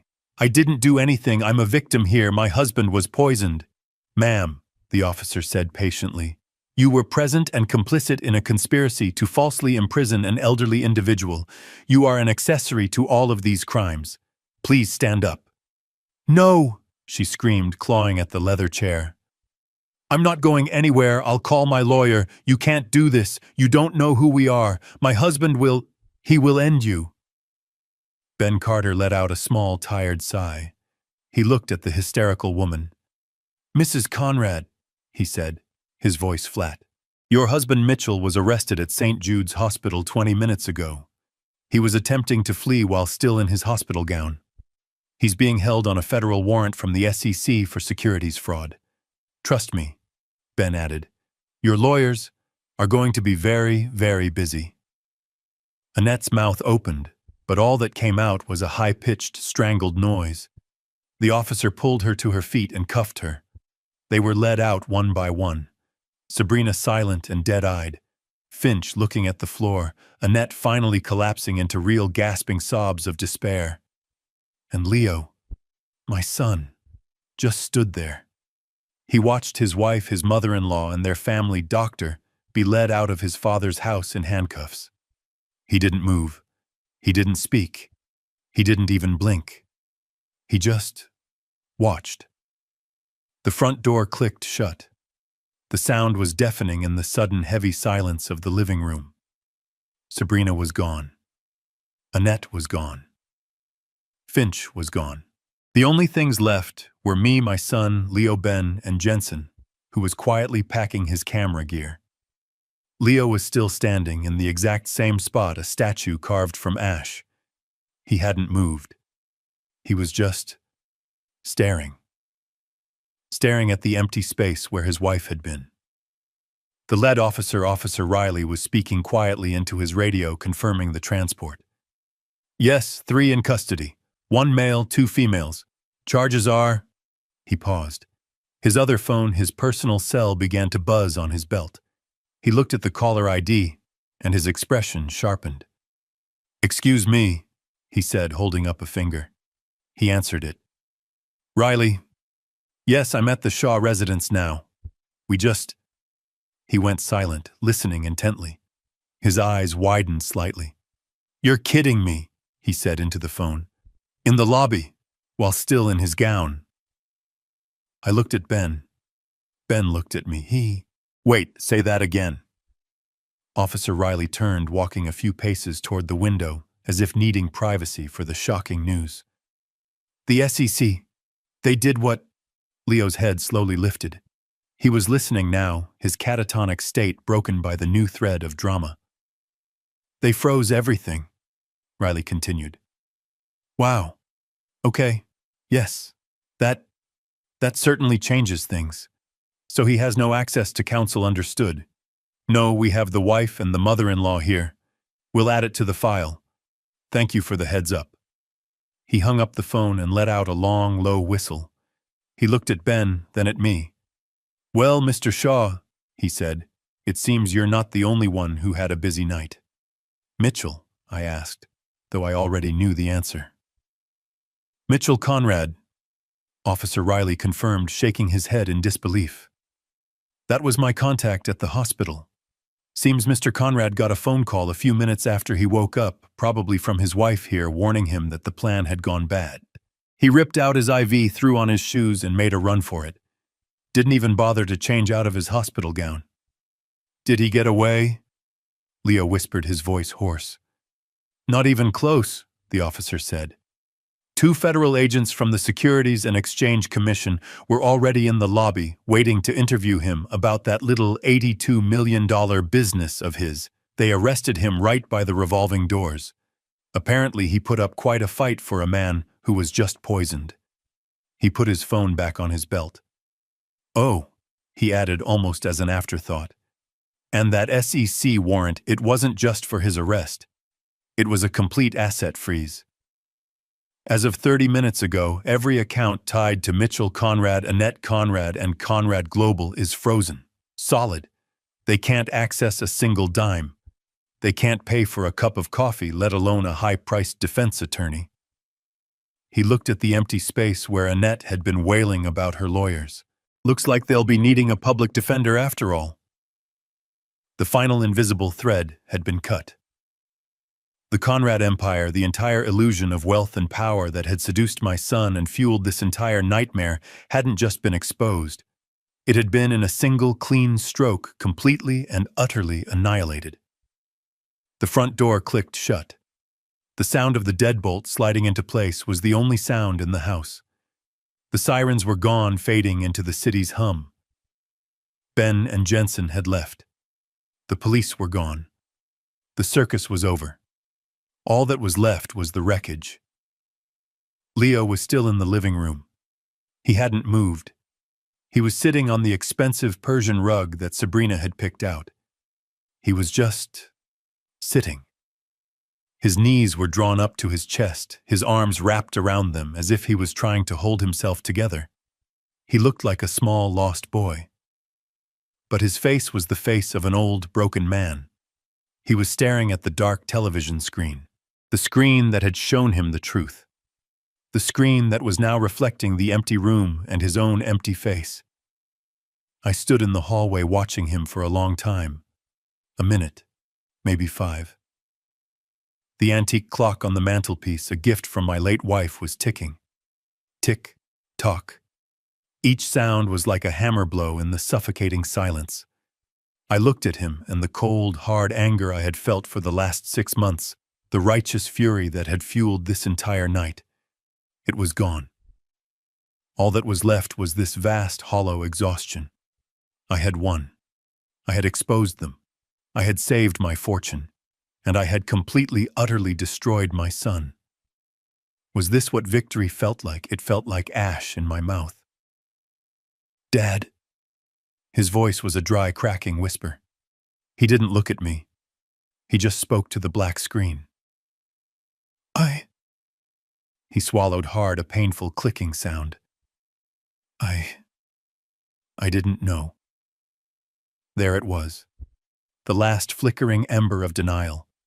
The plea for innocence. The desperate hope that he could still knight a victim in all this. I walked slowly into the room. The plush carpet muffled my steps. I didn't sit. I just stood over him, looking down at the top of his head. You knew Leo, I said. My voice wasn't angry. It was just tired. So profoundly tired. No, he whispered, shaking his head. No, She fooled me, Dad. She lied to me. I loved her. You knew, I repeated, firmer this time. You didn't know about the Ponzi scheme. You didn't know about the poisoning. But deep down, in that place you've been refusing to look at for 3 years, you knew. He looked up at me, then his eyes streaming with tears, his face crumpled in despair. How could I have known? You knew, I said, when your wife, who you knew was drowning in credit card debt, suddenly found the money for a new Maserati. He flinched. You knew, I said, When your brilliant engineering career, the one you loved, was replaced with a fake, high-paying project manager job, where you did nothing all day but take her father to lunch. It was a career change, he stammered. It was a lie. I cut him off. A lie you chose to believe. You knew. I continued, my voice relentless. Every time they mentioned my forgetfulness. Every time they talked about how I needed rest. You knew every time they asked for a loan, and you sat there silent, letting them do it. You knew when you sat at my dinner table eating my food in my house while they subtly, expertly insulted me, and you stayed silent. You chose silence, Leo. He had no answer to that. He just bowed his head, his body shaking with silent, racking sobs. I just wanted her to be happy, he choked out. I just wanted her to love me. I closed my eyes. The honesty of that, the pathetic, heartbreaking truth of it, was worse than any of his lies. And that's the choice you made. I said, my voice softening just a fraction. You chose her happiness over my safety. You chose her lies over my truth. You chose to be comfortable instead of being a man. He had no answer to that. He just wept. I had nothing left to say. The trial, that was for them. This was for him. And it was over.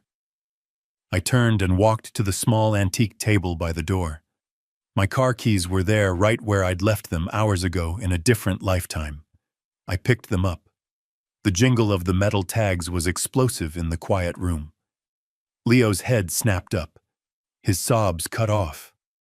The sound of the keys, it was a sound of movement, of finality. Dad, he whispered, his eyes wide with a new fresh panic. Where are you going? You're leaving me. I'm going to a hotel, I said. Ben has a suite for me at the Omni. I can't be here tonight. But what about me? He whispered. I have nowhere to go. They'll lock the house, Sabrina's family, the bank. This house is yours, I said. The deed is in your name. I gave it to you when you got married, remember? They can't take it. I walked to the door. I opened it. The cool, damp night air felt good on my face. It smelled like rain. I looked back at him one last time. He was still on the floor, a 42-year-old man who looked like a broken child, surrounded by the expensive, tasteless furniture his wife had bought with my stolen money. You can't stay here tonight, Leo, I said. But you just said, it's my house. I mean, you can't stay here, I said, gesturing to the room to his collapsed form. You can't stay in the middle of her life. Her things are in the closet. Her perfume is in the air. Her mother's influence is in these very walls. You can't heal here. You can't even think here. I reached into my pocket. I took out a credit card, a simple new Visa. Not my card. A card Ben had prepared. I tossed it onto the rug in front of him. Go to a hotel, I said. A different one. Go anywhere else. But you have to get out of this room. You have to get out of the wreckage. Dad, I don't know what to do. I know. I said, my hand on the doorknob. And here was the final painful truth. You've spent 3 years being Sabrina's husband. You've spent your whole life being Greg's son. You need to go find a quiet room, somewhere, and for the first time in your life, you need to figure out who Leo is, all by himself. I didn't wait for an answer. I stepped out into the night and pulled the door shut behind me, leaving him alone in the silence. 6 months have passed since that night. The house is quiet now. The gaudy, expensive furniture Sabrina picked out is gone. I sold it all. I gave the money to a victims fund for the people Mitchell Conrad destroyed. My house is my own again. It's filled with my old books, my blueprints, the familiar scent of wood polish and old leather. It's a place of peace. But the silence is different. The trial was a media sensation. The press called it the tech titan's takedown. They painted me as some kind of calculating mastermind. They weren't entirely wrong, but they missed the point. It was never a game. It was pest control. Mitchell Conrad's case was first. It was a federal trial. It had nothing to do with me, not really. It had to do with the $82 million. The courtroom was packed for weeks. Dozens of families, elderly couples, young professionals. They all took the stand one by one and described how Mitchell had charmed them, befriended them, and then systematically stolen their entire lives, their retirement, their children's college funds, their homes. He sat there in his expensive suit, his arrogance intact, as if he was the victim of a minor misunderstanding. The jury deliberated for less than 2 hours. 20 years. 20 years in a federal white-collar prison. Not for poisoning me, but for the lifetime of lies that led him to that point. He'll be in his 80s, a broken man by the time he gets out. If he gets out. Then came Sabrina's trial, and Annette's, and Arthur Finch's. They tried to sever their cases, but the judge wouldn't allow it. He called it what it was, a single intertwined conspiracy. Finch, the fake doctor, was smart. He knew the game was up. He turned state's witness against Sabrina and Annette for a lighter sentence.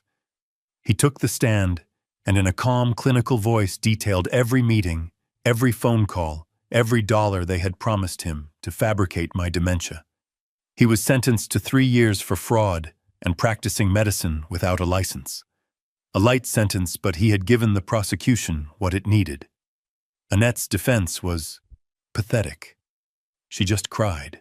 She claimed she was a terrified wife bullied by her husband, ignorant of his business, and that she only went along with the intervention because she was worried about me.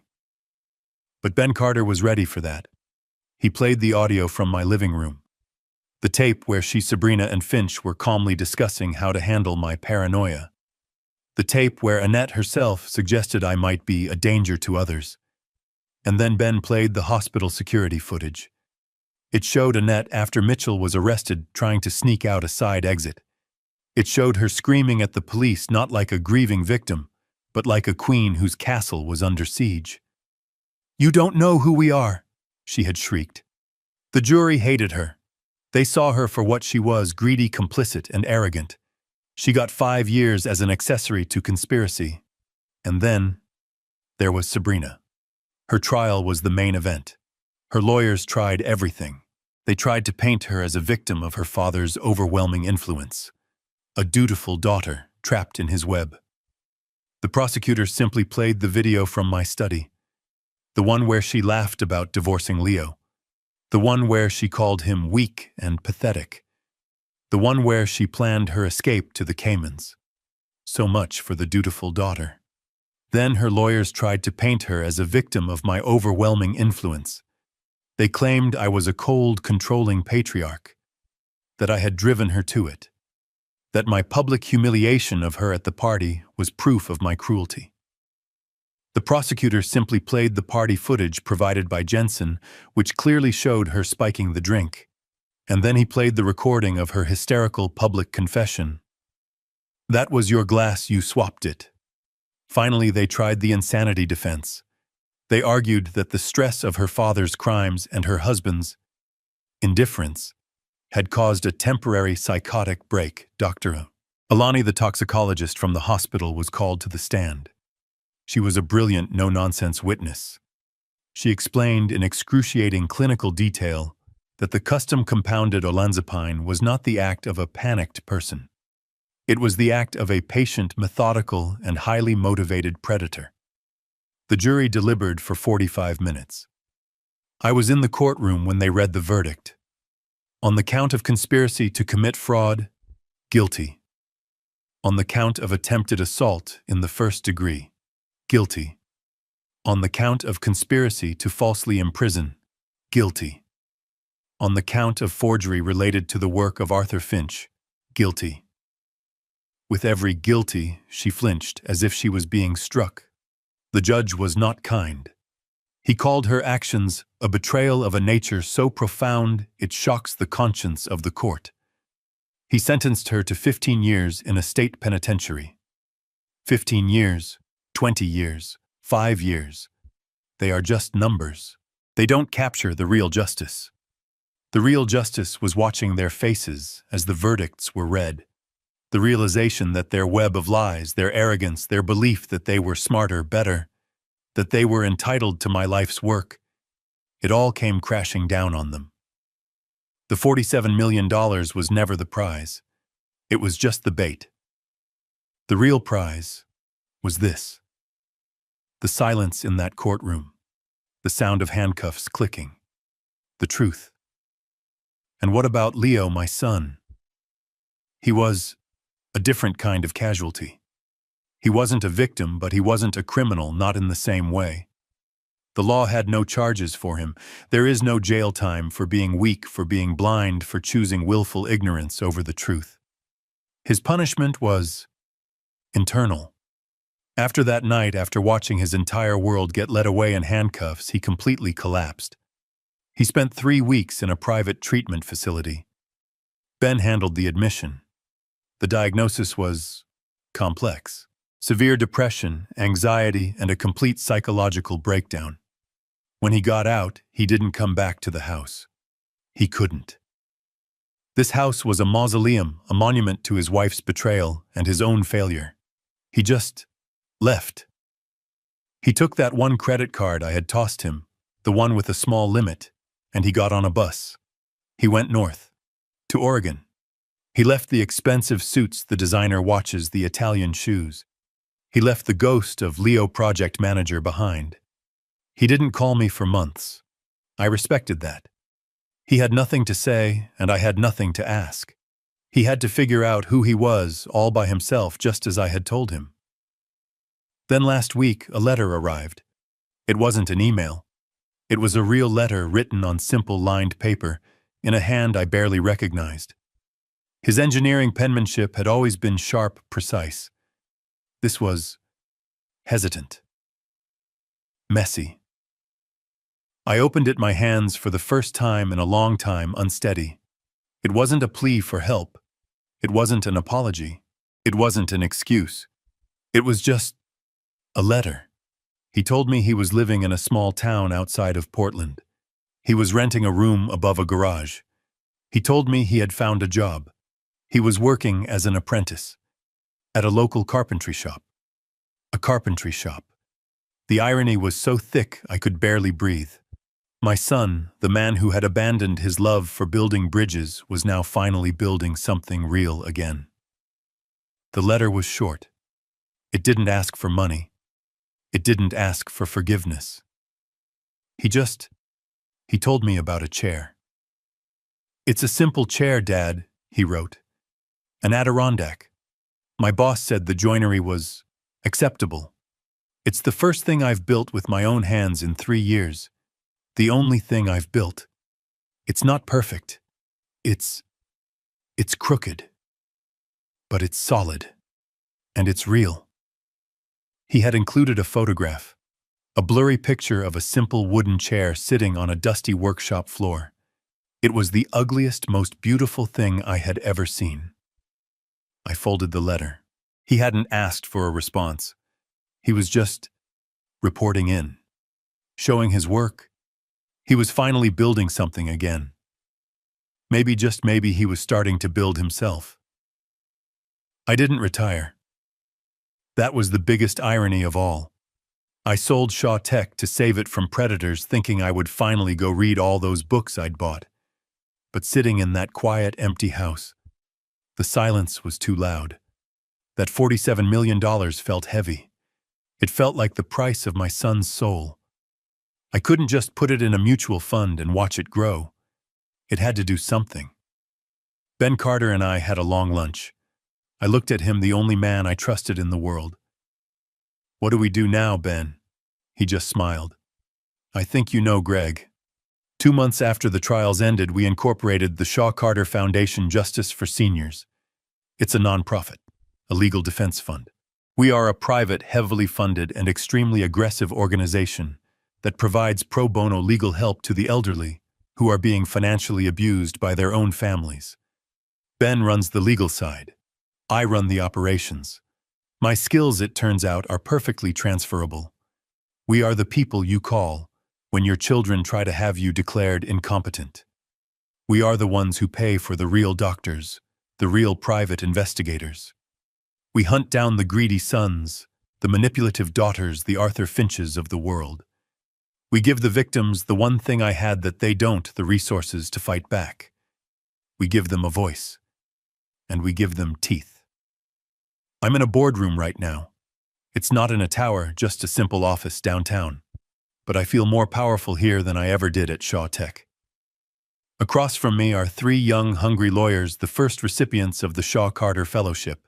They're reviewing this case of an 80-year-old woman in Ohio whose children are trying to sell her family farm out from under her, claiming she's forgetful. They look at me, waiting for guidance for the final word. I received another letter from Leo last week. He's a foreman at the carpentry shop now. He's good at it. He's rebuilding. Maybe we both are. I fold his letter and put it in my jacket pocket next to my heart. I look at the young lawyers at the case files spread across the table at the picture of the 80-year-old woman in Ohio. My old company, Shaw Tech. It was about connecting machines. We built the networks that let computers talk to each other. It was good, clean work. I look at the new case file. I look at Ben, who smiles. But this new company, I say, my voice clear and strong. This one is about reconnecting lives. I tap the file. All right, let's get to work. This story teaches us a powerful lesson about greed and perception. It shows how desperation, like the $82 million fraud hanging over Mitchell and Sabrina, can poison the soul, turning family into a financial opportunity and loved ones into obstacles. They were so blinded by their own arrogance and their need for that $47 million that they saw Gregory as a weak old man, not as the brilliant strategist who had spent a lifetime building an empire. The true moral is that money doesn't define your worth or your power. True strength lies in integrity, wisdom, and the courage to protect your dignity, proving that those who are underestimated are often the most dangerous. Let us know in the comments, do you think Gregory's elaborate trap was an act of perfect justice, or did he go too far?